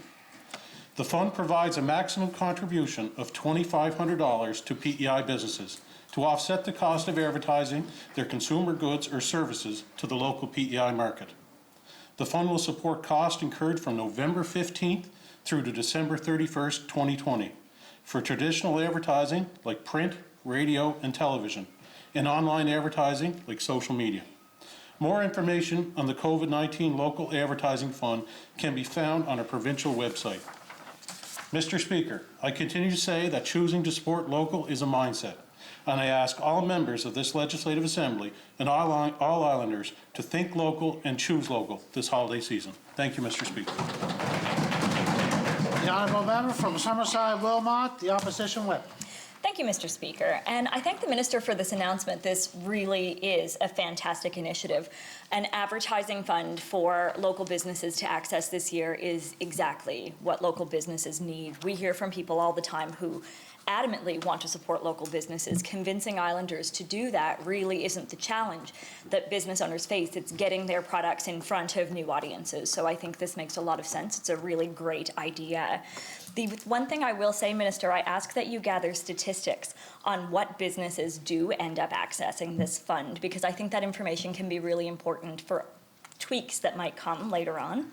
I suspect you'll find this is an example of an initiative that actually is equally accessed by men and women, but that's not always the case. Whenever we see business supports such as, for example, wage subsidies. Those are great initiatives and they definitely keep people working, but so often women-led businesses have very small payrolls where the payroll may be the woman who runs the business herself. So while those programs are great, often women-led businesses just have less access to them. So this is a really great initiative that I think is going to come at an important time. It's going to have a huge impact, and I would just encourage you to keep some statistics on that so we can have a look. And the only other suggestion I would have, Minister, is including a clause that preferences local advertising firms. I know that more and more medium and small businesses are choosing local firms, but I just think it's worth being explicit on that. Otherwise, congratulations on this wonderful announcement. Thank you, Minister. The Honourable Member from Cornwall Meadowbanks and the Third Party House Leader. Thank you, Mr. Speaker. I want to give the Minister kudos to himself and the department on this. I think it's extremely important that we not only in the past 8 months, I think COVID-19 actually put a light on how important local businesses are to our communities, and I think we're seeing that, and I hope people continue to support them long after COVID-19. And then the other day, they're the ones that create new jobs in our communities, and we talked a little bit about our first jobs. They build communities. There's economic benefits, but the most important thing that I see is it's local and the customer service is very personable and you get to know the people and the product, and it brings you back to that store over and over. So kudos to the minister and his department. End of minister statements. Presenting and receiving petitions. Tabling of documents. The Honourable Minister of Economic Growth, Tourism and Culture. Mr. Speaker, by leave of the House, I beg leave to table the sickness benefits for those impacted by COVID-19. There's two, Mr. Speaker. The Canadian Recovery Sickness Benefit, it gives income support to self-employed and self-employed individuals who are unable to work because they are sick or need to self-isolate due to COVID. And the second one is the Canada Recovery Caregiving Benefit. It gives income support to employed and self-employed individuals who are unable to work because they must care for their child under 12 years old or a family member who needs supervised care. And I move, seconded by the Minister of Education, that the said document be now received and do lie on the table. Shall it carry? The Honourable Minister of Social Development and Housing. Thank you, Mr. Speaker. Mr. Speaker, by leave of the House, I beg leave to table Capital Budget, Social Development and Housing, question taken as notice from December 3rd. And Mr. Speaker, this is the final document from my department that was requested during capital estimates. And I move, seconded by the Honourable Minister of Education, Lifelong Learning, that the said document be now received and do lie on the table. Shall it carry? The Honourable Leader of the Official Opposition. Thank you, Mr. Speaker. By leave of the House, I beg leave to table a written question to the Minister of Transportation, Infrastructure and Energy, asking for his department to provide a list of all provincial paving projects and their associated costs sorted by electoral district during the fiscal year 2019 to 20 and from April 1st, 20 until December 1st, 2020. And I move, seconded by Mermaid Stratford, that the said document be now received and do lie on the table. Shall it carry? The Honourable Minister of Environment, Water and Climate Change, the Minister responsible for the status of women. Thank you, Mr. Speaker. By leave of the House, I beg leave to table a written response to a question raised in the debate on capital budget, and I move, seconded by the Minister of Fisheries and Communities, that the said document be now received and do lie on the table. Shall it carry? The Honourable Minister of Health and Wellness. Thank you, Mr. Speaker. Mr. Speaker, by leave of the House, I beg to table written responses to questions that were raised in the House on December the 1st, 2020 regarding the Mental Health and Addictions Master Planning document. And these questions were raised during Committee of the Whole during capital estimates. And I move, seconded by the Treasurer, that the said document be now received and do lie on the table. Shall it carry? Carry. The Honourable Minister of Education and Lifelong Learning. Mr. Speaker, by leave of the House, I beg leave to table written questions, responses, written question number 133, with regards to the uptake of the school program and the different rates. And Mr. Speaker, just wanted to say the vendors are doing a fantastic job, and in fact they're working with the chefs to develop a new menu for January as well that's going to take into account student tastes as much as we can. And Mr. Speaker, I move, seconded by the Minister of Health and Wellness, that the said document be now received by email and do lie on the table. Shall it carry? Carry. No more? Reports by committees. The Honourable Member from Mermaid Stratford. Thank you, Mr. Speaker. Mr. Speaker, as Chair of the Standing Committee on Public Accounts, I beg leave to introduce the report of the said committee. And I move, seconded by the Honourable Member from Montague-Kilmuir, that the said be now received and do lie on the table. Mr. Speaker, pursuant to Rule 110.5, I intend to move the motion for adoption of the report tomorrow. Shall it carry? Carry.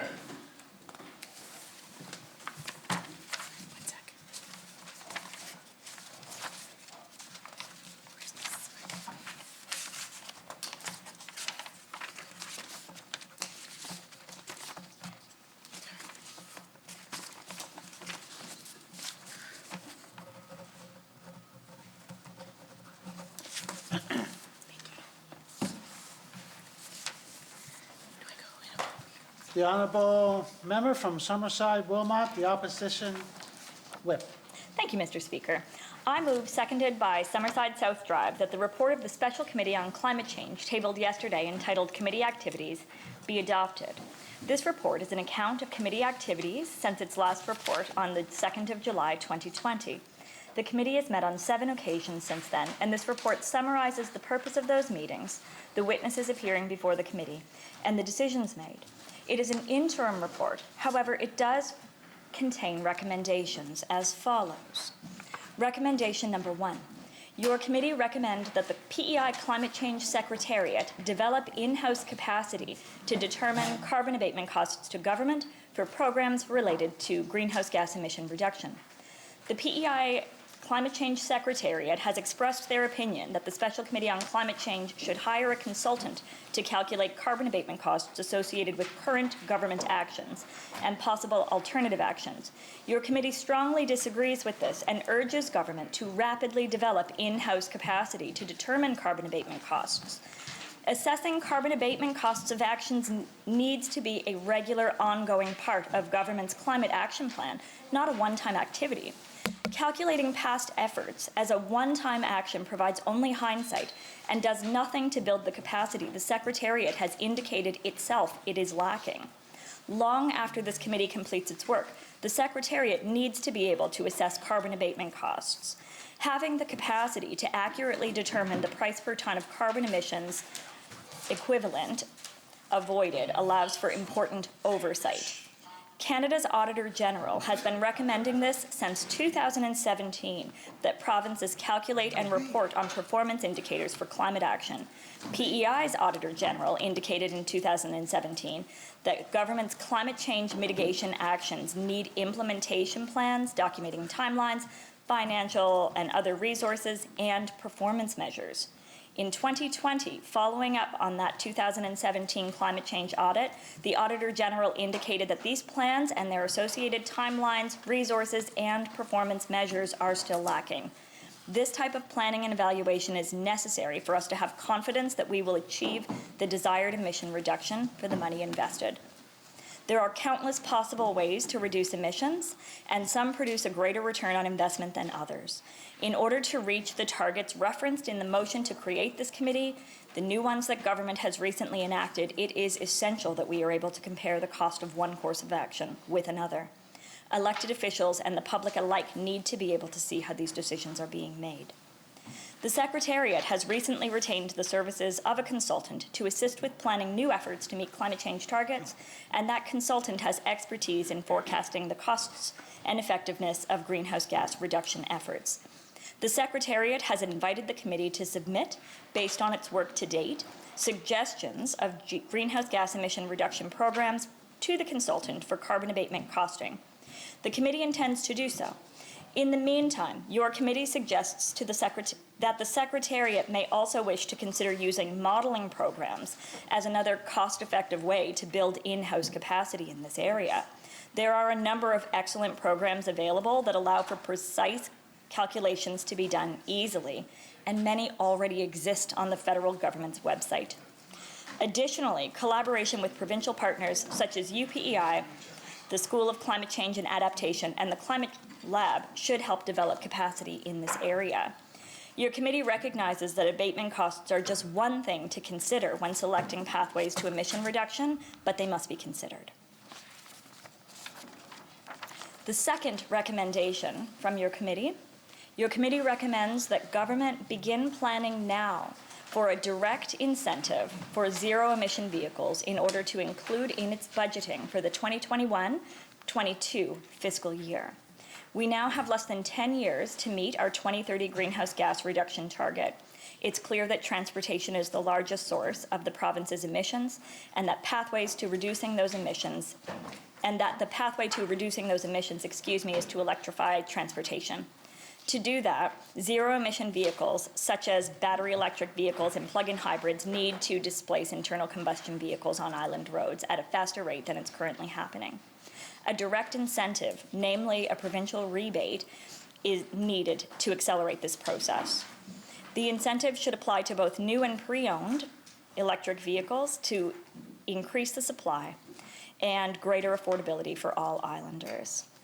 As indicated above, your committee will submit potential greenhouse gas reduction programs to the consultant hired by the PEI Climate Change Secretariat for costing.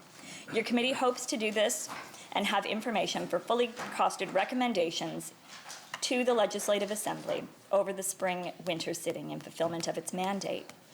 In its previous report, which was adopted by the House on July 3rd, your committee put forward 14 recommendations and indicated that it saw no reason to delay implementation of those recommendations. As per the terms of Rule 110(9), your committee would appreciate receiving a written response to that report during this sitting of the legislature. Your committee thanks the organizations and individuals that we have met with, and I thank the members who have been so helpful on this. Thank you, Mr. Speaker. Is there anyone else wishing to speak to the report? Shall it carry? Carry. The honourable member from Charlottetown West Royalty. Thank you, Mr. Speaker. Mr. Speaker, on behalf of the members of the Standing Committee on Health and Social Development, I beg leave to introduce the report of the said committee entitled Prince Edward Island Human Rights Commission, seconded by the honourable member from O'Leary-Inverness, and that same now be received and do lie on the table. Shall it carry? Carry. Oh, he just introduced it. Okay, Mr. Speaker, I would request unanimous consent to proceed to the moving of motion to adopt for this report as well. This report pertains to the appointments of the commissioners of the Prince Edward Island Human Rights Commission in an effort to provide the commission with time to train their new commissioners as soon as possible. I request unanimous consent to proceed to the moving of the motion of adoption. Honourable members, does the member have unanimous consent to move the report? Yes. Yes. Honourable member, you continue. Mr. Speaker, I move, seconded by the honourable member from O'Leary-Inverness, that the report of the committee be adopted. As a result of its deliberation, your committee is pleased to make the following recommendations to the members of the Legislative Assembly regarding appointments to the Human Rights Commission. Number 1, that Ms. Jean McCardle be appointed to the Prince Edward Island Human Rights Commission for a term of 3 years to expire on December 3rd, 2023.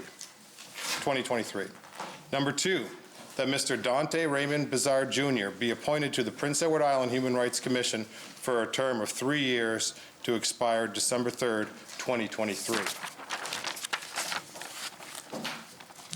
Your committee recommends that the Department of Justice and Public Safety consider a budget allocated to the Human Rights Commission for Prince Edward Island for the upcoming budget for the fiscal year of 21-22.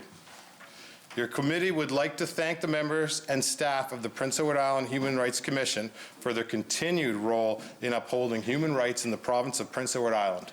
Your committee would also like to thank all who applied and congratulate those who were appointed. And I would add addition that there was a great number of applicants, incredible engagement with this process, and I think the state of our human rights in Prince Edward Island is always improving and getting stronger. Thank you, Mr. Speaker.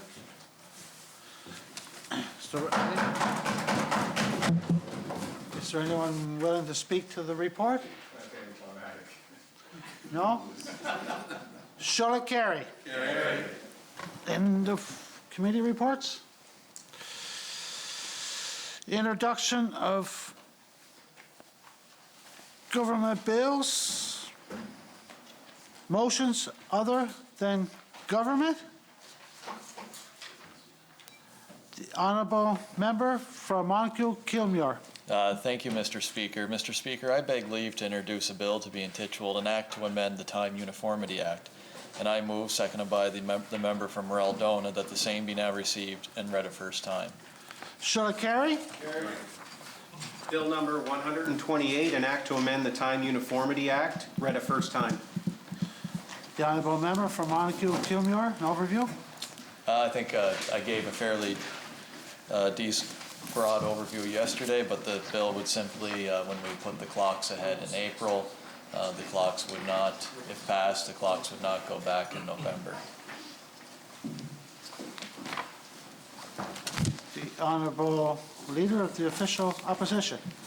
Thank you, Mr. Speaker. I've known this for a while, so please bear with me. I move, second by the Honourable Member from O'Leary and Inverness, that the Bill number 106, an act to amend the Prince Edward Island Lands Protection Act, number 2, be now read a second time. Shall it carry? I move that the order of the day be now read. Shall it carry? Order 14, an act to amend the Province of Prince Edward Island Lands Protection Act number 2, Bill number 106, in committee.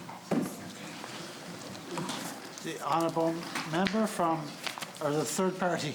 Thank you, Mr. Speaker. I move, second by the Honourable Member from O'Leary and Inverness, that this committee now resolve into Committee of the Whole. Shall it carry? Okay. The Honourable Member from Tignish Pomeroy to chair the Committee of the Whole, please.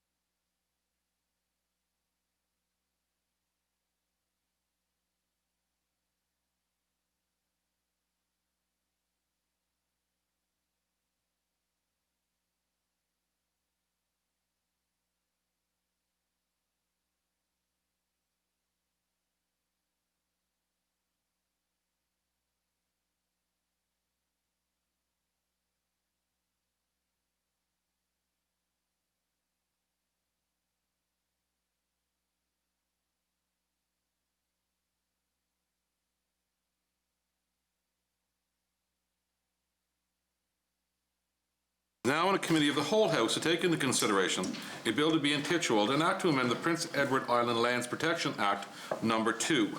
Honourable members, this bill has been read and we are presently under debate. Are there any questions? Shall the bill carry? Carry. Oh, good. Who has a question? I'm sorry. Oh, Minister of Agriculture and Land, Justice and Public Safety. Thank you. Thank you, Member, Chair. Just interested to know a few answers, maybe on a few questions that I have here. With the Land Matters project currently underway, do you think we should be making such a large, far-reaching decision such as an amendment to the LPA before Islanders have their say on what the modernization of the LPA should look like? Very interesting question, and I've thought a lot about it, but Minister, as you might be aware, you already made an amendment to this act just a few days ago in the global lease arrangement, and I would argue that probably would have more impingement upon the Land Matters Committee than this particular amendment, because this amendment actually will give any strength that this committee does recommend that you choose to adopt, I might add, and do those particular amendments to the Act. So I think no matter what that committee comes up with as a recommendation, and no matter which ones of those recommendations that you decide to adopt and accept and go through the electoral process of bringing these things to the legislature, this would only strengthen that and give you, as Minister, the ability to implement that over any other pieces of legislation that might be out there. So I would say it gives more clarity and strength to the recommendations of that committee. Minister of Agriculture and Land. Okay. Since it's such a far-reaching, and I do remember sitting on the floor and bringing Emergency Measure Act, and which you had several questions over, and questioned me for my far-reaching excess. Oh, I remember that. Yeah. People remember that. I think it was 3 days I was on the floor there. So I just feel that this is, the timing isn't just right for this. And have you researched other, because Emergency Measure Act impacted a lot of other, did you check into any other acts that might be affected by this far-reaching decision? Yes, I have, Honourable Member. Obviously, the one that was mentioned a little bit at the last time we had this debate is the Financial Administration Act, which under page 28 basically has the same provision in it. It's called an Act to Prevail, where there is a conflict between this act and any other act. This act prevails, and that was put in 1996. So once again, I think there's fair arguments in saying that you can only have so many acts that are important, and I certainly can aspire to that. But as I mentioned in the debates that we've had around the Land Protection Act already, I think a few days ago I gave a speech that talks about, I think this is probably one of the most eminent and important acts that the province has. And in all of the committees, the legislative committees that we reviewed, I think it was quoted in saying that Horace Carver had mentioned if the minister feels he does not have the powers and authorities to administer the act or provide details to who owns property and land in this province, give them the authority to do so. I would argue that this legislation certainly provides that to the minister, and like I said, I think it's a really important component that the minister has the ability to do their job, and the minister makes the decisions in the best interest of Islanders when regards to who owns land and the distribution of land, and to put the provisions in there to do that. And all of the questions that I've had on this, and I've done research since then, as far as had talked to people that I think that are fairly knowledgeable on the subject, and all of them don't seem to see any reasons for that this would be an inhibitor or an impingement upon legislative abilities of the minister. So, but like I said, that's up for debate, and yeah. Minister of Agriculture and Land. Well, thank you for that, and I appreciate the minister or the member, honourable member, bringing this. As former agriculture minister, he knows the importance of land, and it seems like he's doing a lot of the heavy lifting for the third party here. This is the third bill in a row, so it's impressive to see. And well, it's my experience, I guess. A hardworking person. I do know that from our department's research on this that it does directly impact the Planning Act and the Registry Act.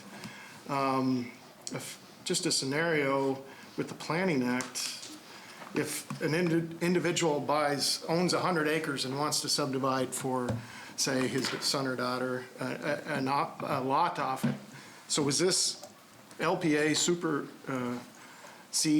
the Planning Act, where the planners don't make that decision anymore? Executive Council is making that decision?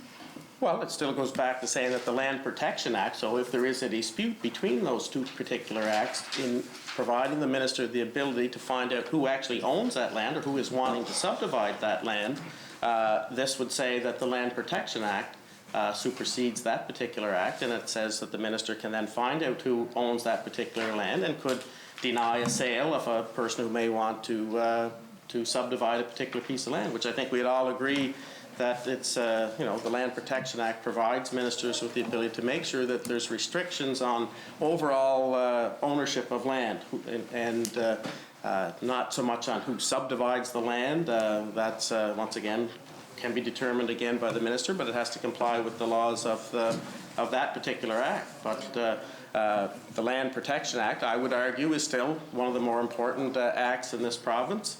And it's something that, we've been debating here. Like I think I mentioned before that, from whether it was the 1860 Land Commission, we've had the Elmer MacDonald Land Commission, the Horace Carver Land Commission, now the Ag Land Matters Commission. I talked about the Land Purchase Act in the past, where finally people who live on the land have the opportunity to purchase the land from the Crown. That happened back in 1875.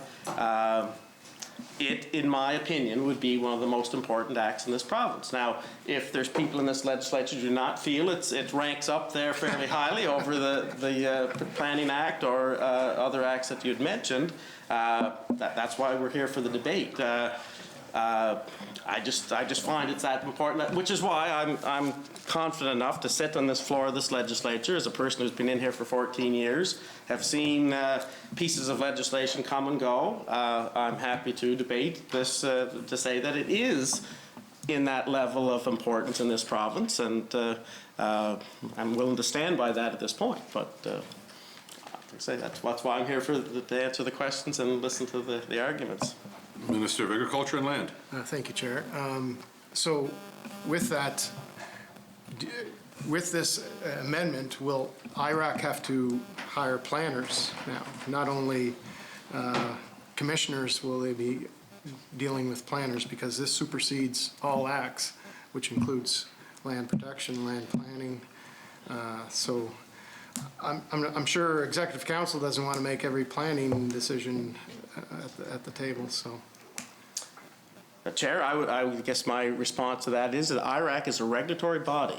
Its body is to follow the instructions of the minister and the legislation that are provided in the various acts that pertain to the Island Regulatory Appeals Commission. So if the minister feels that asking them for the regulations on who owns property, that he has the power to ask them to go do that, and he's granting them the power as the minister. Having an act that supersedes that really doesn't change anything of any other act unless there's considered a conflict. And it just says that this particular act will take precedence in that particular conflict. So, if we use arguments like the Business Corporations Act, which has been mentioned in the past, was the reason why the minister wasn't able to find out who the shareholders of particular companies would be, this is a way to supersede. This act will supersede that. The Business Corporations Act isn't something that either the minister or the shareholders or the companies can hide behind, Mr. Speaker. So it doesn't preclude that the minister deciding on how he wants to divulge that information, but still it would say that he can take a decision to Executive Council, and Executive Council can turn around and make that decision whether it's in the best interest of Islanders to approve that sale. But at least it grants the minister the ability to find out who owns the land. Minister of Agriculture and Land. Okay, thank you for that. So, did you talk to the Regulatory Commission about this bill, or this amendment to the bill? Mr. Chair, no, I have not spoke to the Island Regulatory Appeal Commission, but once again, I have talked to numerous people that have been involved with land and land commissions, talked to other legal advisors per se as it pertains to our parliamentary council here, and once again they all would say the comment I generally had was that it's just relatively simple, but it seems to be effective and it can work, and it doesn't necessarily impinge once again upon the minister's ability or the legislature's ability to increase land limits or decrease land limits. It doesn't change any of that. It just grants them the authority that if the minister makes those decisions, that this strengthens that. So in most cases, it's a case where it just takes away the ambiguity and discrepancy in legislation. It allows and strengthens the minister's authority to determine who owns the land. Minister of Agriculture and Lands. So in the 14 years you were here, how many times have you brought this amendment to the floor? Well, this is my second time bringing this amendment to the floor. We did it a few days ago. Once again, we're a member of the third party. We don't have much time on this. So, but I think the reality would be is that in the legislative committees, we've had people come in. All members of the sit in the legislative committees. We had people. One individual, I mentioned the name Horace Carver, who was a former commissioner of land. Mentioned and talked rather eloquently, I guess, about the issues of if the minister doesn't have the authority, grant them that authority. I then take that challenge to say, okay, what can we do? So once again, I seek parliamentary counsel. I seek other advice from people that I work with, and we come up with this as an option. And it seems to be the people I've consulted that are, impacted by agriculture, that are land followers of the land.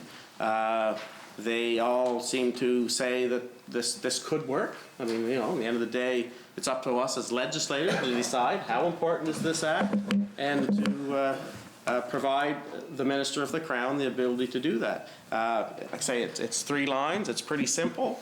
And it's up to the minister then to take that and put the regulatory authority to that. As legislators, we make those decisions on the floor of this House. We make the decisions on what the rules and laws of the day will be. And the minister then takes that authority and provides whatever regulatory components to that would be, basically to put the framework, the meat on the bone, so to speak. And it's ultimately whether it gets challenged at some point in time, and if there's disputes and that's what our whole judicial system is all about. But we as legislators have that ability to do that, and this act seems to outline fairly simplistically, but yet effectively granting us the authority to determine who owns the land in this province, and that this is an important act in this province. And like I say, it's up to us as legislators to decide how important is it. That's the challenge. Minister of Agriculture and Land. Well, I'm very well aware of the importance of this act. I wake up in the middle of the night dreaming about the Lands Protection Act. Chair, I'm good for now. I might come back. Sure. Mermaid Stratford. Thank you, Chair. Well, first of all, I'm going to say thanks for jumping on board, because I would agree that it is I'm not so sure I'd say it's the most important, like the Financial Administration Act is pretty important. The Legislative Assembly Act is pretty important. Yeah. So I would have to agree with the Minister of Agriculture and Land in the fact, I know, he doesn't hear that very often, so he looks pretty shocked. But he did sit on that floor for 3 days and talk about the Emergency Measures Act, and I don't think he had a whole lot of support for one blanket overreaching, and it was overreaching, statement about the Emergency Measures Act. So I'm not going to go down that rabbit hole. It went into committee, and I know recommendations came out of that committee as to what should happen.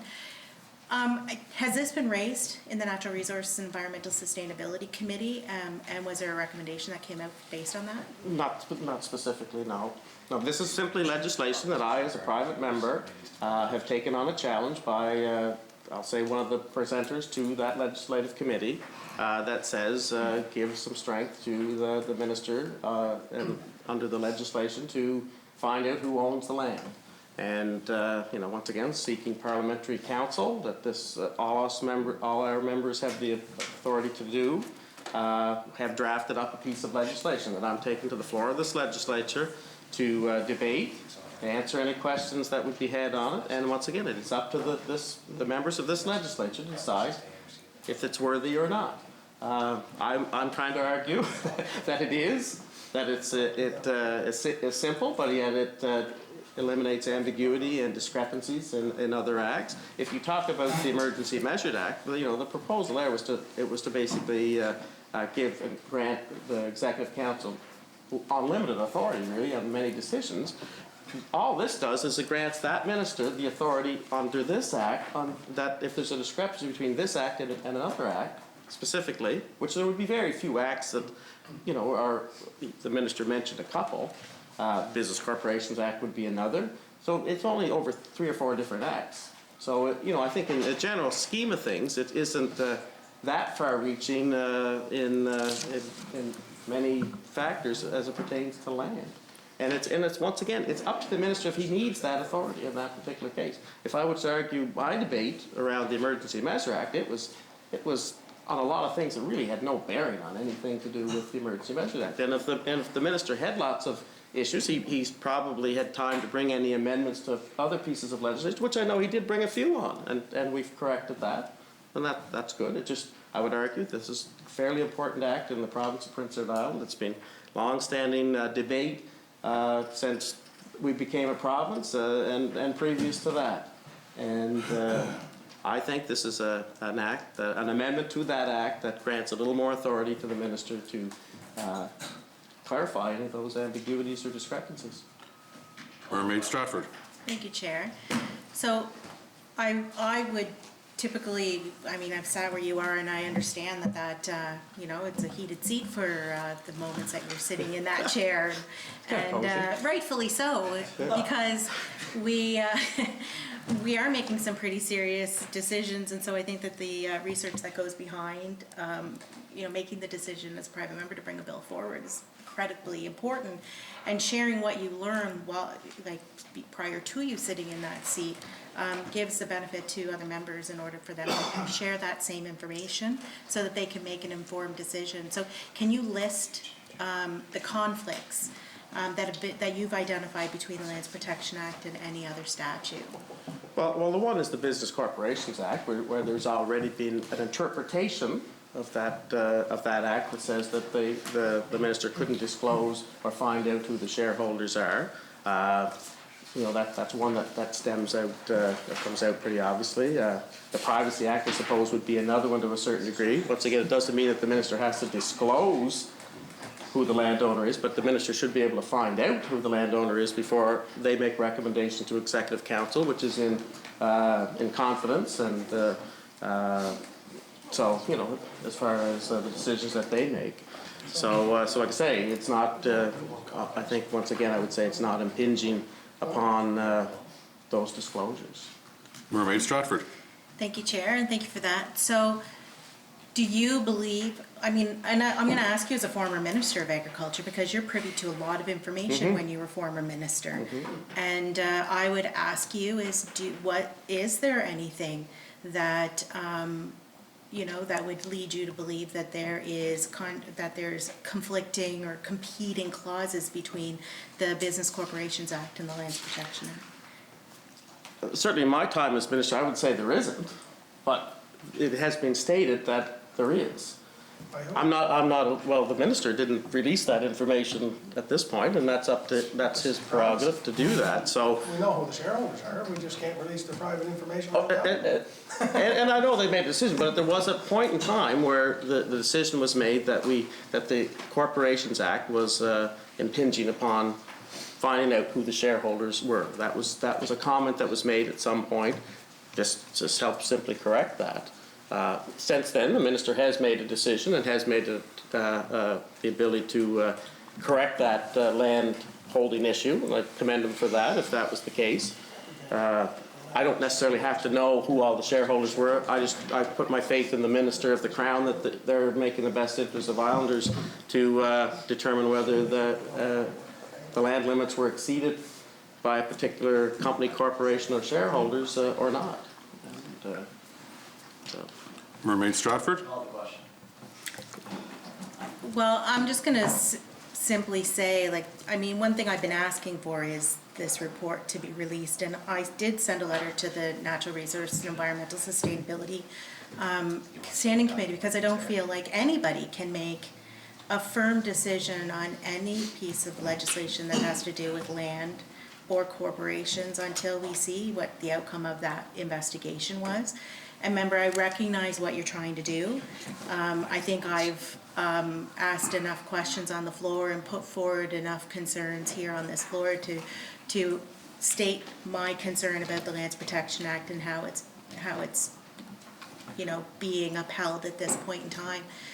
And I recognize what you're trying to do. My challenge is this the right time when we don't know what the true impact is based on the minister not releasing the report. I saw him nod there, so I might as well throw the jab at that. Like, I mean, until we see what the order was that the minister sent and what was in that report, I really feel like we're premature in making any decision or any changes. And it's not that I'm not for making changes. It's not for that I'm not for enforcing stuff. Like, you 100% and like completely voted against a motion that I put on the floor here on Thursday. Or sorry, on Tuesday, without even thinking twice of it, what it could actually do, because I think that it actually would have been a really beneficial motion if I was heard. So my challenge with that is I really think that we have way more issues with the Lands Protection Act, the Biz Corporation Act, and the Planning Act than just putting in a blanket statement. It's not that I'm not supportive, but I don't know if what this is stating would actually fix the issue. And I find it really difficult to support this based on that. Not that I don't want to improve the Lands Protection Act, because I think that my actions speak louder than my words. So I just feel like that we'd be creating conflict. So I appreciate, member, what you're trying to do, but I still don't know if we actually know what the root cause is and if we'd be creating a bigger issue. Well, and then that's fine. I mean, every member here is entitled to their opinion on that. If I go back to the issue of the IRAC and granting them more authority, I think it's just important. That's a little bit separate. The main reason, then, if I mentioned in your particular motion, was that it was taking the authority away from the minister. The rest of your motion was fine. I really had no real issues with that. You would know that. But it comes back to saying that the minister, who's a representative of the people, should make that decision. So yes, so thanks.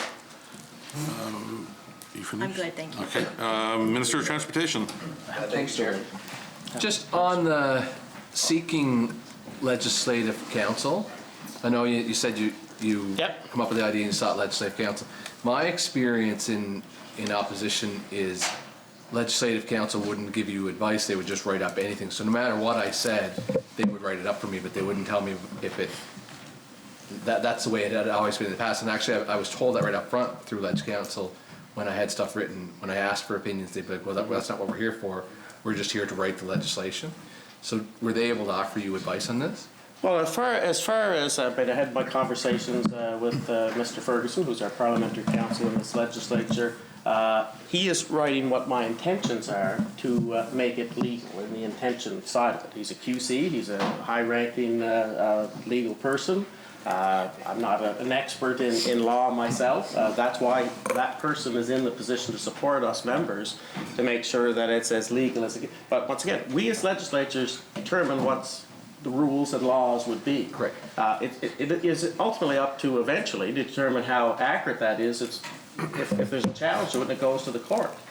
The judicial system will determine how accurate that was. If it's wrong, then we have to come back and we have to rewrite it. But as far as any legislation that we do, it's as legal as you're going to get until you go to a judge, ultimately. I mean, lawyers will have opinions and will argue each side of the equation, pro and con to a particular piece of legislation. So, I'm very comfortable in Mr. Ferguson's capabilities in education, and he's saying that this is legal from his perspective as far as the wording of it. But like I say, it ultimately comes back to others' interpretations. Minister of Transportation. Thank you, sir. So just to follow up on that, so as you know, in government, when we bring legislation forward and I ask for a legal opinion, I get the opinion on how the law would work and whether or not it would stand up in court. And so I think my point is that in my experience in opposition, and if it's changed, then that's fine. I guess what I'm asking, has it changed? Are you now being offered a legal opinion that this is the best way, that this will hold up in court? Because as you know, when you're in government, you get that, and I wouldn't take anything here unless I had that to back me up from government. Well, I can speak that, I've been a minister before and we've sought legal opinion on many issues. Yeah. Was the legal opinions that we've received all right and accurate as they followed through? I mean, some would be, some would not be. You hope your legal advice is good as, I use good lawyers. but like I say, it ultimately comes down to the court of law, which is usually have some sort of a judicial system with a lawyer that argues to judges who make the decisions. And once again, if the process went through, or the minister did this amendment and got authority, and somebody wouldn't give them the authority and took it to court, they have that ability to do that. That's our system that's in place. And once again, if it's determined inaccurate or didn't work, then the minister has the ability to, once again, do an amendment to, we're doing amendments here every day in the legislature. We come in and we reword things. There's a comma taken out. There's a we versus they. All those types of wording happen. So, like I say, all I can say is that I'm trying to do the best that I can as a private member to provide this minister or any other minister with the ability that that this act falls under to eliminate any ambiguity and clarity. I've sought enough legal advice to say that this is worded legally, but you know, how do you go to the point of taking that to a judge and determining if it works out? You know, so it's a subjective question, I guess. Right. Minister of Transportation. I just have one more. So just kind of listen along here, and then I know you sit in cabinet as I do now, and we have land issues come to cabinet. I have all the information. Like the information is all presented to everybody on cabinet, who all the landowners are, and I don't ever feel like I don't have information to make the proper decision. Is that not the way it was when you sat in cabinet? I would say in general terms, yes, you get that information, but like I say, at some point in time, there was some, once again, ambiguity whether the Business Corporations Act impinged upon getting that information of who the shareholders were. So this would be the response to that. If it didn't do anything, it's still there for you if you did require it. I mean, if you're not getting the information you require, that's what we're supposed to do as legislators, to kind of look ahead and see where the possible issues might come up, and try to correct that before they occur or happen. And so this is why it's really a response to some points that were made that said that the Business Corporations Act may impinge upon the Lands Protection Act. So this just means if it does, this supersedes that. You have the ability to minister to find that information out. Like I say, like the member from Mermaid Stratford, I figure they do have that authority, but that's my opinion. So this would just only strengthen or clarify that. Minister of Transportation. Just follow, like, so I don't know where the authority lies or how we get it, but we would have every single shareholder. We have all that information. So all the stuff you're saying we would have with every decision, every shareholder, percentages, everything. It's a lot of information. So I certainly feel comfortable when I make a decision in cabinet that I have a lot of information, maybe even some more information than I would need in some cases to make it. So I'll just leave it at that. And I would say, fair to that, all this would do is only strengthen it if you did require it. So I wouldn't say that would hurt your situation any. Let's put it that way. Minister of Agriculture and Land. Thank you, Chair. With this paramount clause that you are proposing here, it's rarely used in any act on the island, and to bring it in now when never before has the Lands Protection Act needed to be supported, needed to be strong. It's about to be the government's about to be challenged on the Lands Protection Act here, and we need to be supporting our act. Do you feel that this is showing weakness to a Lands Protection Act that has worked well for 30 years? I would say this only strengthens it again, Minister. You already just said that we are being challenged on it already. So somebody out there thinks that it's not as strong as it could be. So otherwise they wouldn't have proceeded on with court proceedings. So I would argue that this act is at least an attempt to try to make it more stronger and strengthened. And like I say, you're right that there's not many acts that would have a provision in it like this. But I'm arguing that this act is one of the higher acts that we would want to have in the level of support and strength that we possibly can. And like the member from Mermaid Stratford identified a couple of other acts that do have this in it. So this would be just another one that does that. But you're right, you can't have every act say this. But My argument is that the Lands Protection Act is one of the preeminent acts in this province, and it's entitled, or should be entitled, to this kind of stature. Minister of Agriculture and Land. I guess this might be my final question for you. So we have a committee, Lands Matter Committee, of 12 very qualified islanders from all demographics of the island, all demographics of occupations, and that are hearing from committees and shareholders in land across this island, and to come up with a new vision to modernize the Lands Protection Act. So what if this committee totally takes a different approach than what you're proposing here? Chair, that would be perfect, because once again, this only would strengthen the direction that committee. But once again, this committee makes recommendations to you, the minister. It's you, the minister, that makes the decision to take their recommendations or not, or whether it's some of them or all of them. I mean, I doubt there's ever been a committee ever established that we took every recommendation. I'm sure there's probably some if we go back in history, but the reality is this land committee has done, and I commend the minister, looks like a good group of people. This would only strengthen whatever they recommend of whatever you decide to implement. So, and you'll bring forth this wouldn't impinge upon anything that they would try to decide or do in strengthening. It just simply says that the Lands Protection Act becomes an act that prevails over any ambiguity or discrepancies based on other acts. Minister of Agriculture. Thanks. Sure. I just, one last, with my legal counsel telling me that this affects too many different acts, it's just going to be it's going to be challenging, and it probably won't actually work in practice. So I'll just end with that. Thanks. Okay. Shall the bill carry? Carried. Okay. Honourable members, I'm going to have to do a show of hands. Those who are supporting the bill, please raise your hand. Those who are not supporting the bill, please raise your hand. The bill is not carried. Thank you. Yeah. We can only do so much. Mr. Chair, I move the Speaker take the chair and that the chair report the bill not recommended. Shall it carry? Thanks, everybody.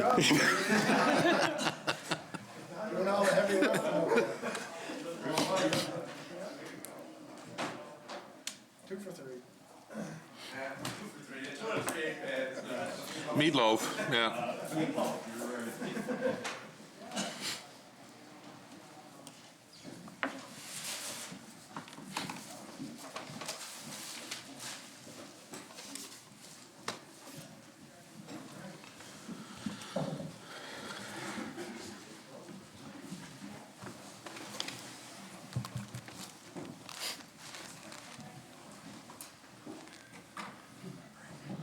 Mr. Speaker, as Chair of the Committee of the Whole House, having under consideration a bill to be intituled an Act to amend the Prince Edward Island Lands Protection Act No. 2, I beg leave to report that the committee has gone through the said bill and does not recommend same to the Legislative Assembly. I move that the report of the committee be adopted.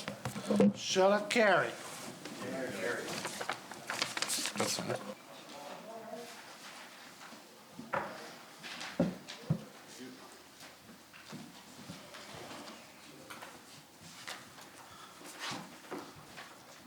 The Honourable Member from Tignish Palmer Road, Deputy Speaker. Thank you, Mr. Speaker. Mr. Speaker, I move, seconded by the Leader of the Opposition, that the 20th order of the day be now read. Shall it carry? Order number 20, Legislative Assembly Act, Bill number 125, ordered for third reading. The Honourable Member from Tignish Palmer Road, Deputy Speaker. Mr. Speaker, I move, seconded by the Leader of the Opposition, that the said bill be now read a third time. Shall it carry? Bill number 125, Legislative Assembly Act, read a third time. The Honourable Member from Tignish Palmer Road, Deputy Speaker. Mr. Speaker, I move, seconded by the Leader of the Opposition, that the said bill do now pass.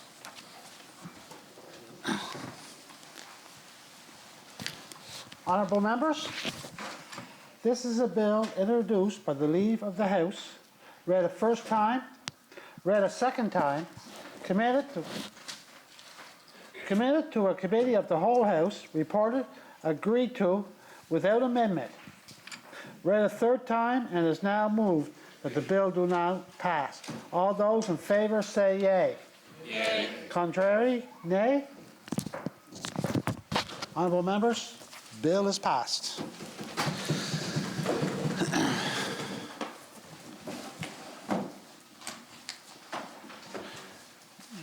The Honourable Leader of the Third Party. Thank you, Mr. Speaker. I move, second by the Honourable Member from Charlottetown, West Royalty, that we now read Winter Wellness Day Act, Bill number 108. Shall it carry? Time.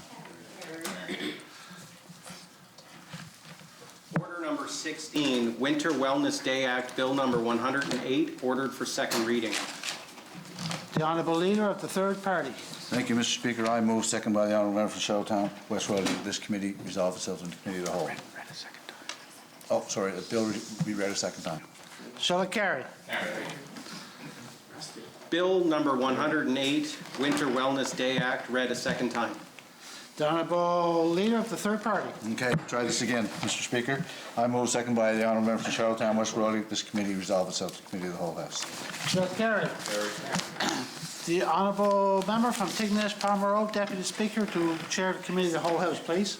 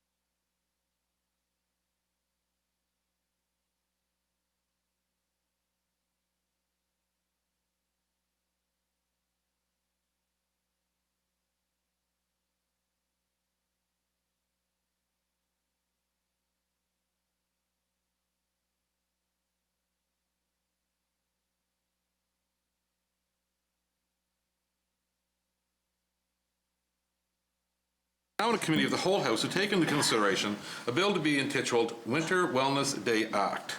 Honourable members, a request has been made for a stranger to come onto the floor. Shall it be granted? Granted.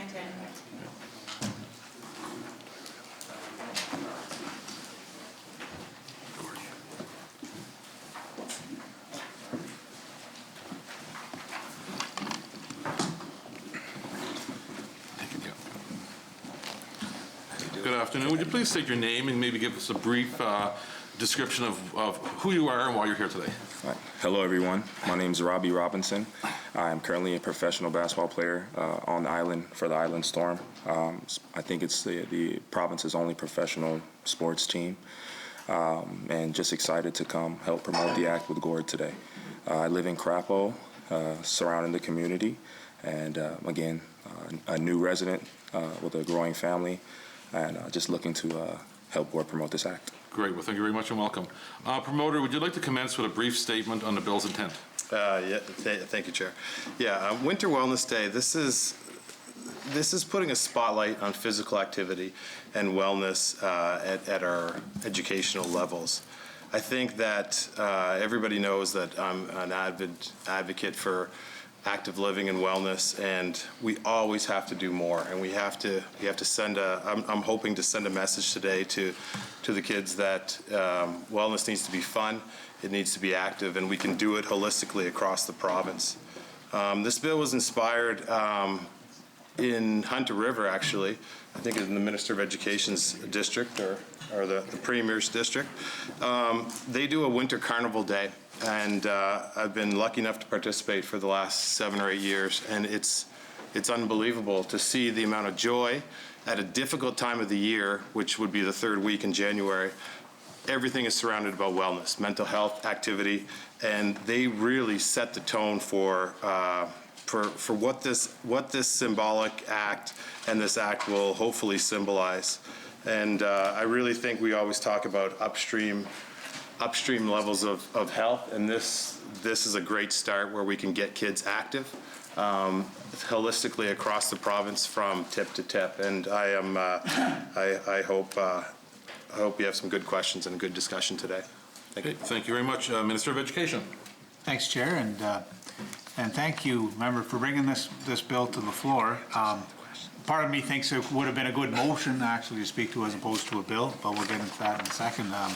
And thanks to the stranger to come to the floor here today as well.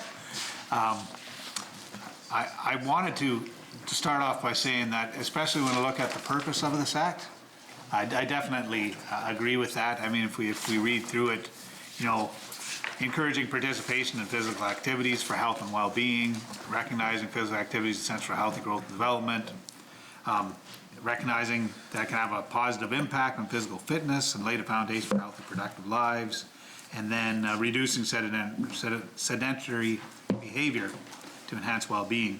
And it's an important element of academic achievement, overall student successes, are all things that I believe as Minister of Education, and I really believe the department tries to embody along with the education authorities.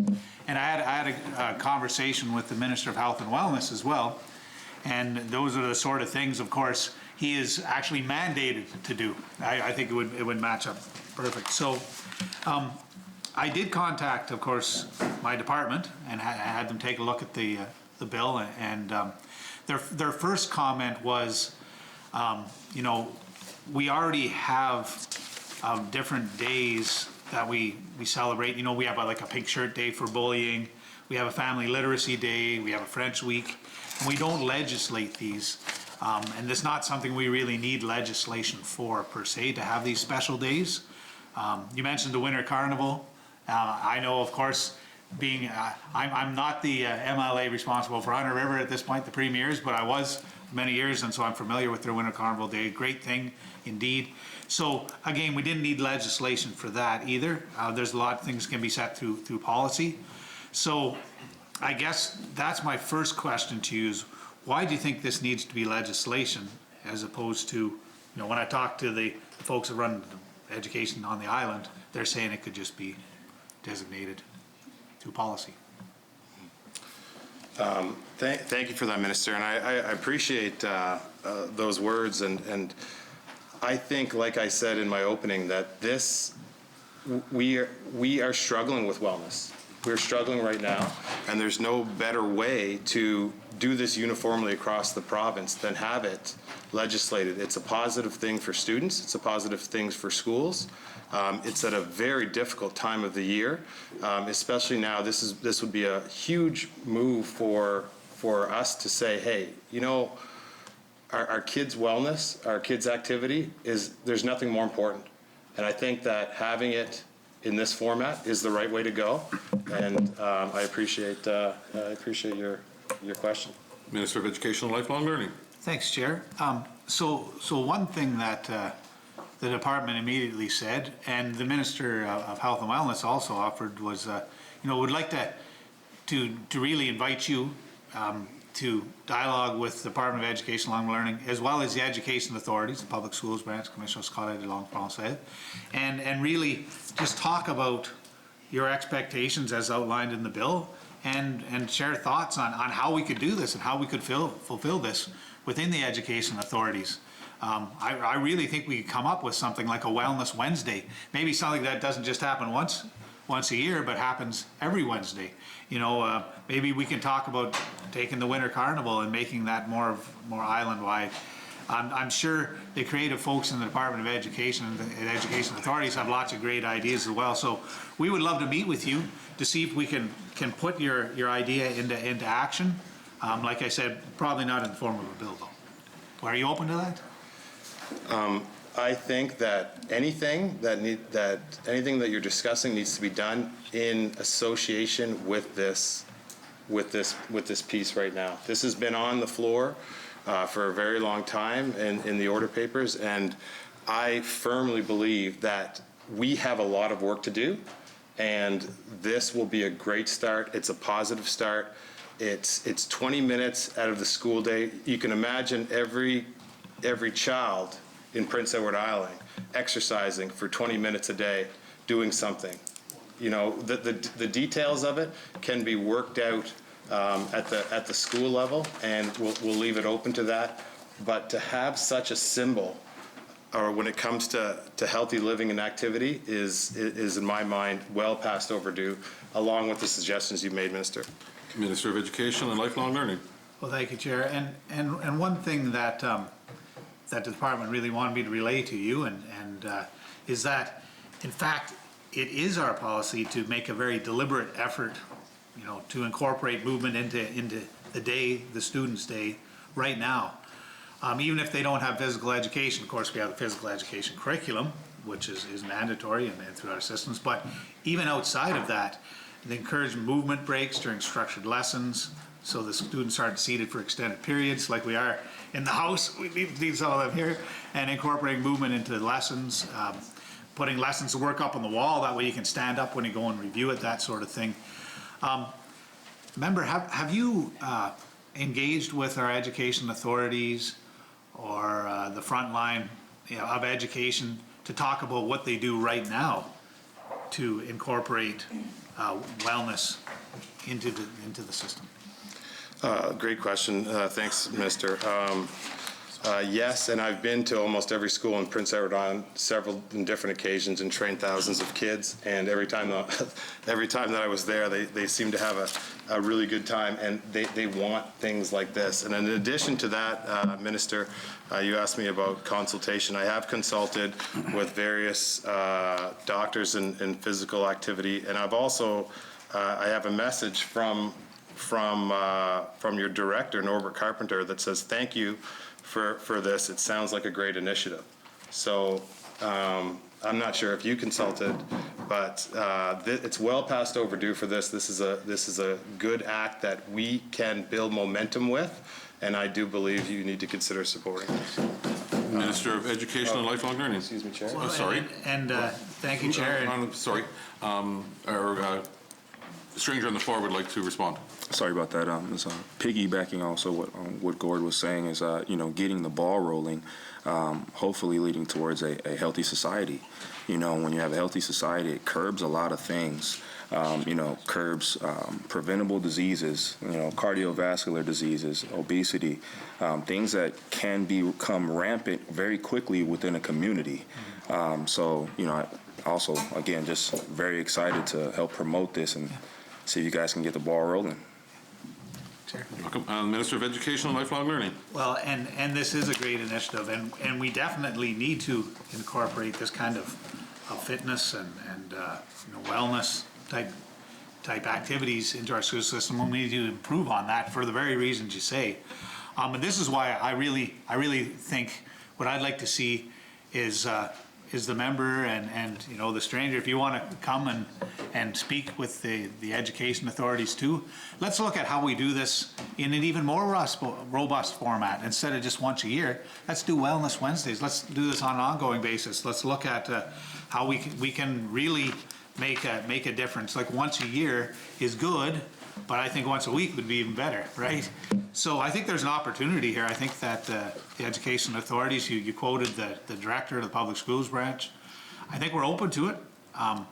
I think there are operational challenges as well. There's feedback from the education authorities on that. I won't go into that too much, but especially during the pandemic, you know, with physical distancing and cohorts and these sort of, they're you know, it's more challenging, and there are things that can be overcome.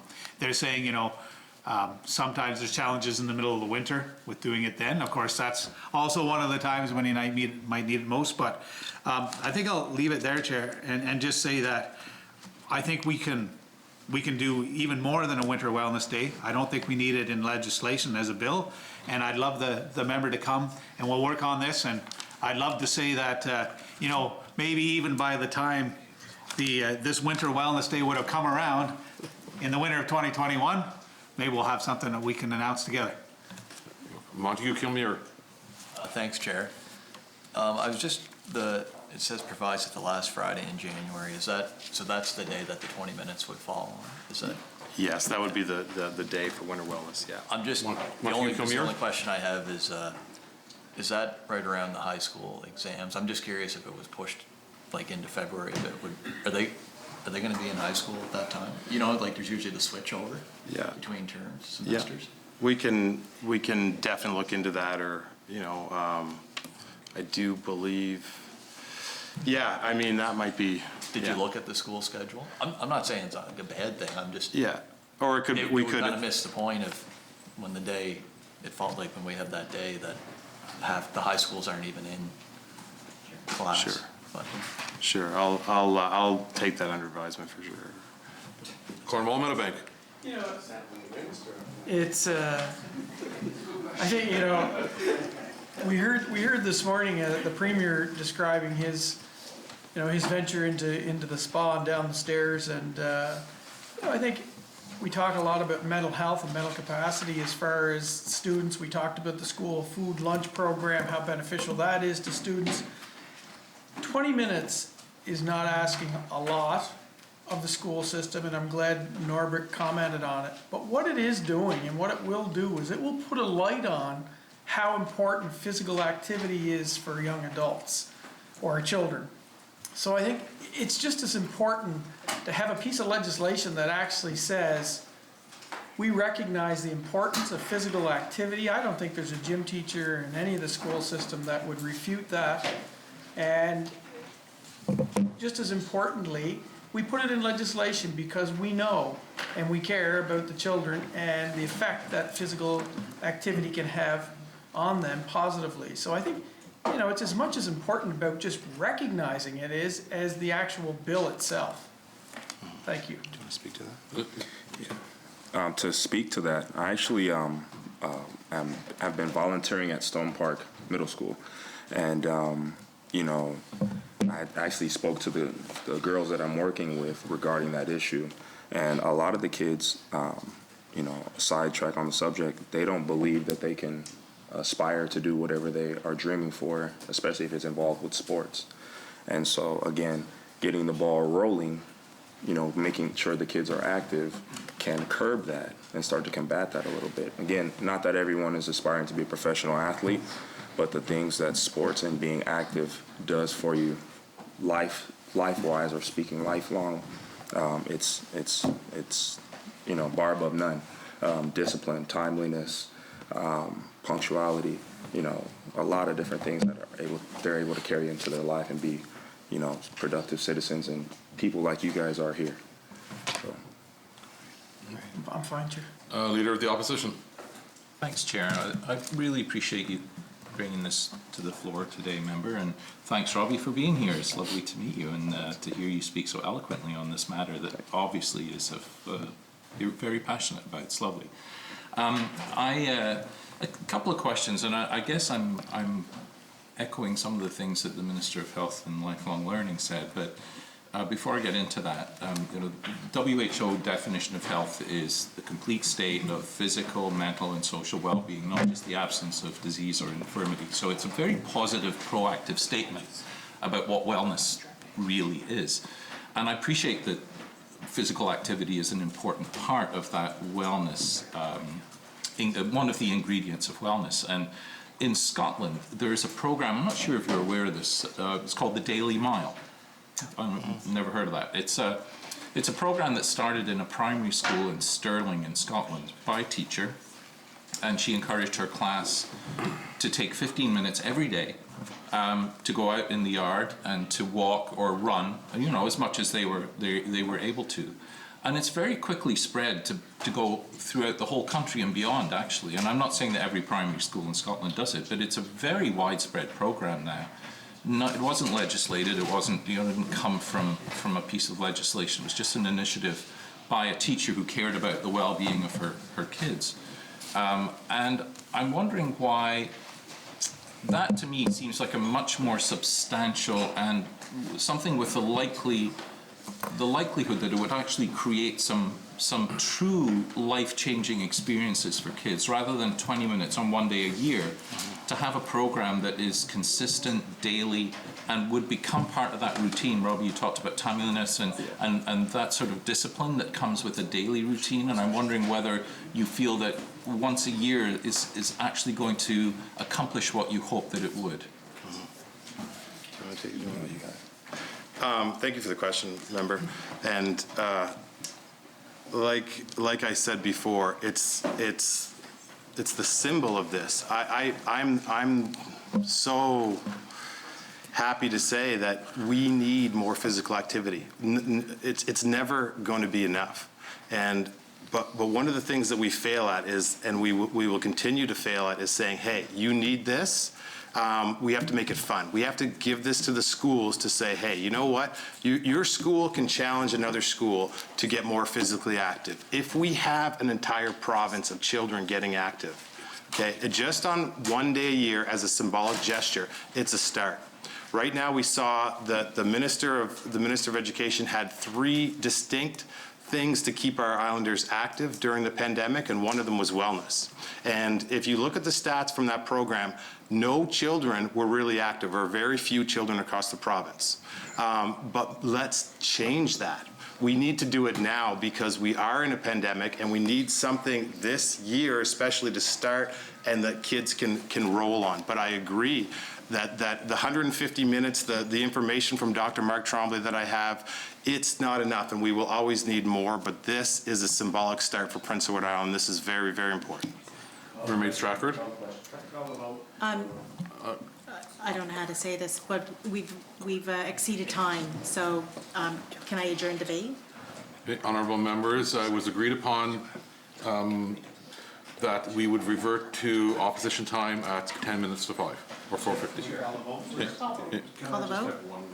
Sorry. Just we can't, we have changeovers in agreement. You can extend the hour. What? Well, I'm okay if we want to call the vote, like. Okay, do you want to take that, what you just asked for, or? So I'll renege that if we want to call the vote. Sure. Okay, honourable members, shall the bill carry? Carry. Honourable members, show of hands. Those who support the bill, please raise your hand. I do.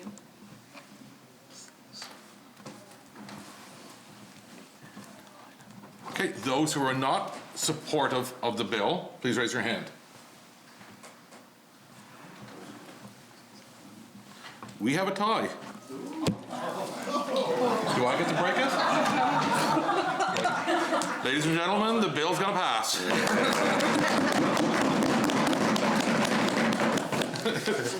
That was planned. The speaker's in back right now. Thank you.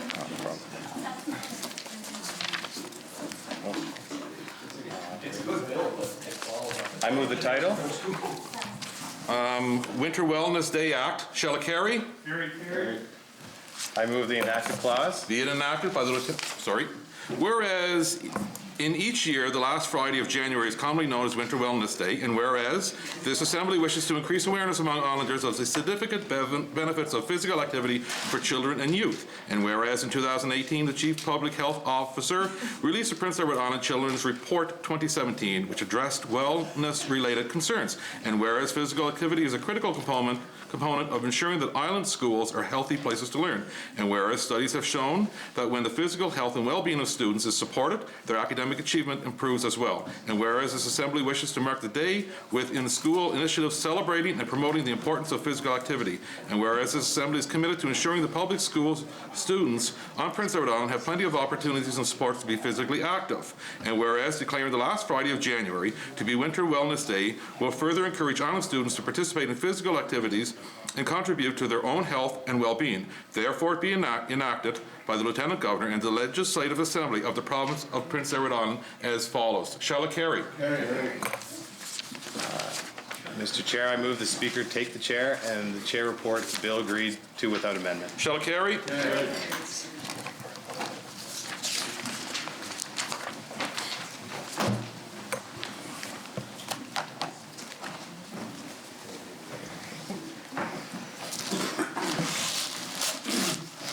Mr. Speaker, as Chair of the Committee of the Whole House, having under consideration the bill to be entitled Winter Wellness Day Act, I beg leave to report that the committee has gone through the said bill and has agreed the same without amendment. I move the report of the committee be adopted.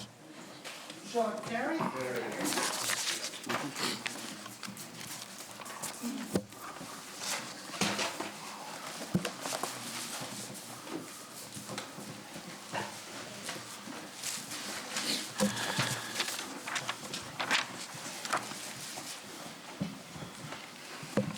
The honourable member from Mermaid Stratford. Thank you, Mr. Speaker. Mr. Speaker, I move seconded by the member from Summerside Wilmot that order number 22 be now called.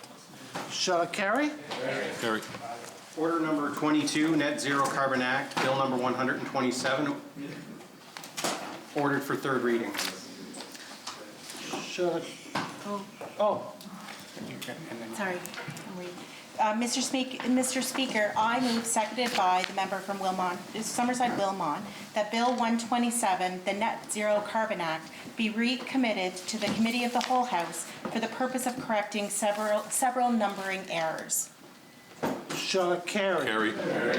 The honourable member from Mermaid Stratford. Mr. Speaker, I move, seconded by the member from Summerside Wilmot, that this House do now resolve itself into a Committee of the Whole House to take into consideration the said bill. Shall it carry? Carry. The honourable member from Tignish Palmer Road, Deputy Speaker to the Chair of the Committee of the Whole House, please.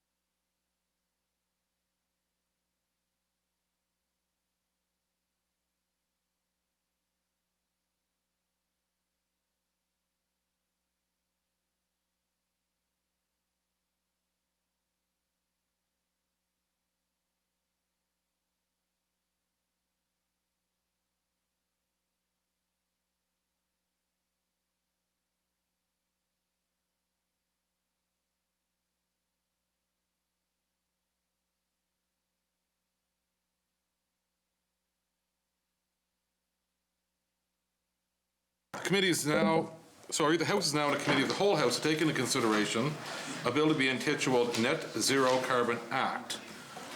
You have someone to come onto the floor? Yes. Request to bring a stranger onto the floor has been requested. Shall it be granted? Granted. Promoter, while we're waiting, can you just give us a brief description of what the intent of today's...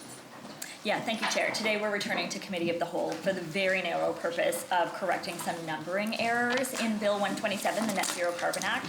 After the bill proceeded from Committee of the Whole, we were alerted by Parliamentary Council that the bill contained a few numbering errors. In conjunction with Parliamentary Council, we have developed housekeeping amendments that will correct those numbering errors. There are no changes to the substance of the bill. I would just like to move the following amendments. Okay, could you just give me one moment, please? Stranger, would you please introduce your name and your title for Hansford, please? Sure. I'm Nathan Hood, Senior Policy Advisor to the Official Opposition. Thank you very much. And Perota, you can go ahead with your amendments. Okay. Amendment number 1. I move that Clause 8(2)D of Bill 127 is amended by renumbering the subsection as II. Clause 9(2)B of Bill 127 is amended by renumbering the subsection clause as 2. Section 11 of Bill 127 is deleted and the following substituted. 11, regulations. The Lieutenant Governor and Council may make regulations. I have copies that can be circulated. Yes, and they're being circulated at the moment. Perfect, thank you. Okay. And you have to continue. Need to read the whole thing, okay. A, describing any word or expression used but not defined in this act. B, prescribing a gas or substance or any category of gases or substance to be a greenhouse gas. C, prescribing the methodology by which greenhouse gas emissions and their levels are to be determined, including, without limiting this, respecting accounting for emission offsets in the determination of PEI greenhouse gas emissions. D, establishing additional targets or goals to achieve sustainable prosperity consistent with the principles and focus areas established pursuant to this act and the regulations. E, establishing further principles and focus areas to achieve sustainable prosperity. F, respecting initiatives to achieve sustainable prosperity consistent with the principles and focus areas established pursuant to this act and regulation. G, prescribing additional matters to be included in a report made under Section 8. H, governing reporting and record-keeping requirements for any purpose related to this act. And I, respecting any matter that the Lieutenant Governor and Council considers necessary or advisable to carry out effectively the intent and purpose of this act. Thank you very much. Are there any questions? Shall this amendment carry? Carry. Shall the bill carry as amended? Carry.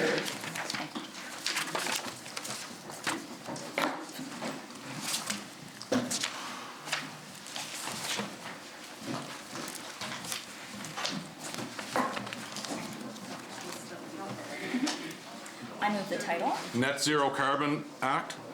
I move the enacting clause. Shall it carry? Carry. Oh, thank you. Be it enacted by the Lieutenant Governor of the Legislative Assembly of the Province of Prince Edward Island as follows. Shall it carry? Carry.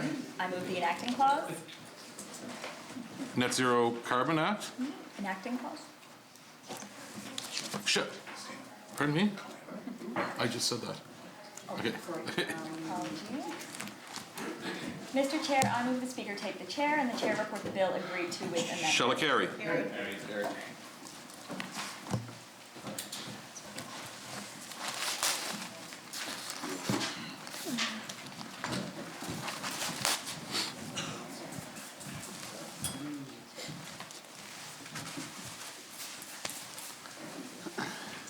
Mr. Speaker, as Chair of the Committee of the Whole House, having under consideration the bill to be entitled Net Zero Carbon Act, I beg leave to report that the committee has gone through the said bill and has agreed to same with amendment.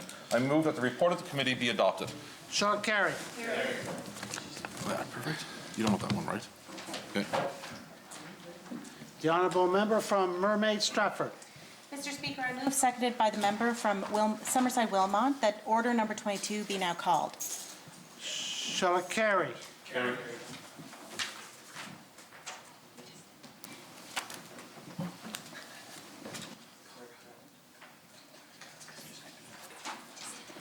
Order number 22, Net Zero Carbon Act, Bill number 127, ordered for third reading. The honourable member from Mermaid Stratford. Mr. Speaker, I move, seconded by the member from Summerside Wilmot, with unanimous consent that the said bill be now read a third time. Honourable members, do we have unanimous consent? Yes. Yes. Honourable member, you have unanimous consent. Bill number 127, Net Zero Carbon Act, read a third time. The honourable member from Mermaid Stratford. Right? Call the out. The bill do not pass. Say that again. The said bill do not pass. Mr. Speaker, the said bill do now pass. I move.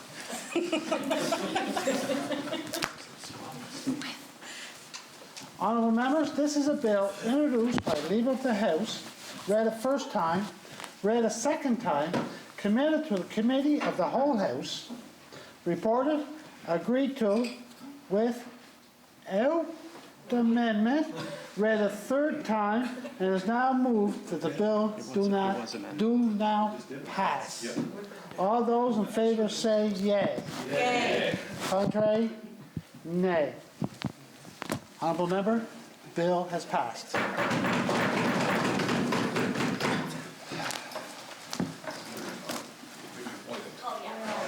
Honorable members, the hour has been called.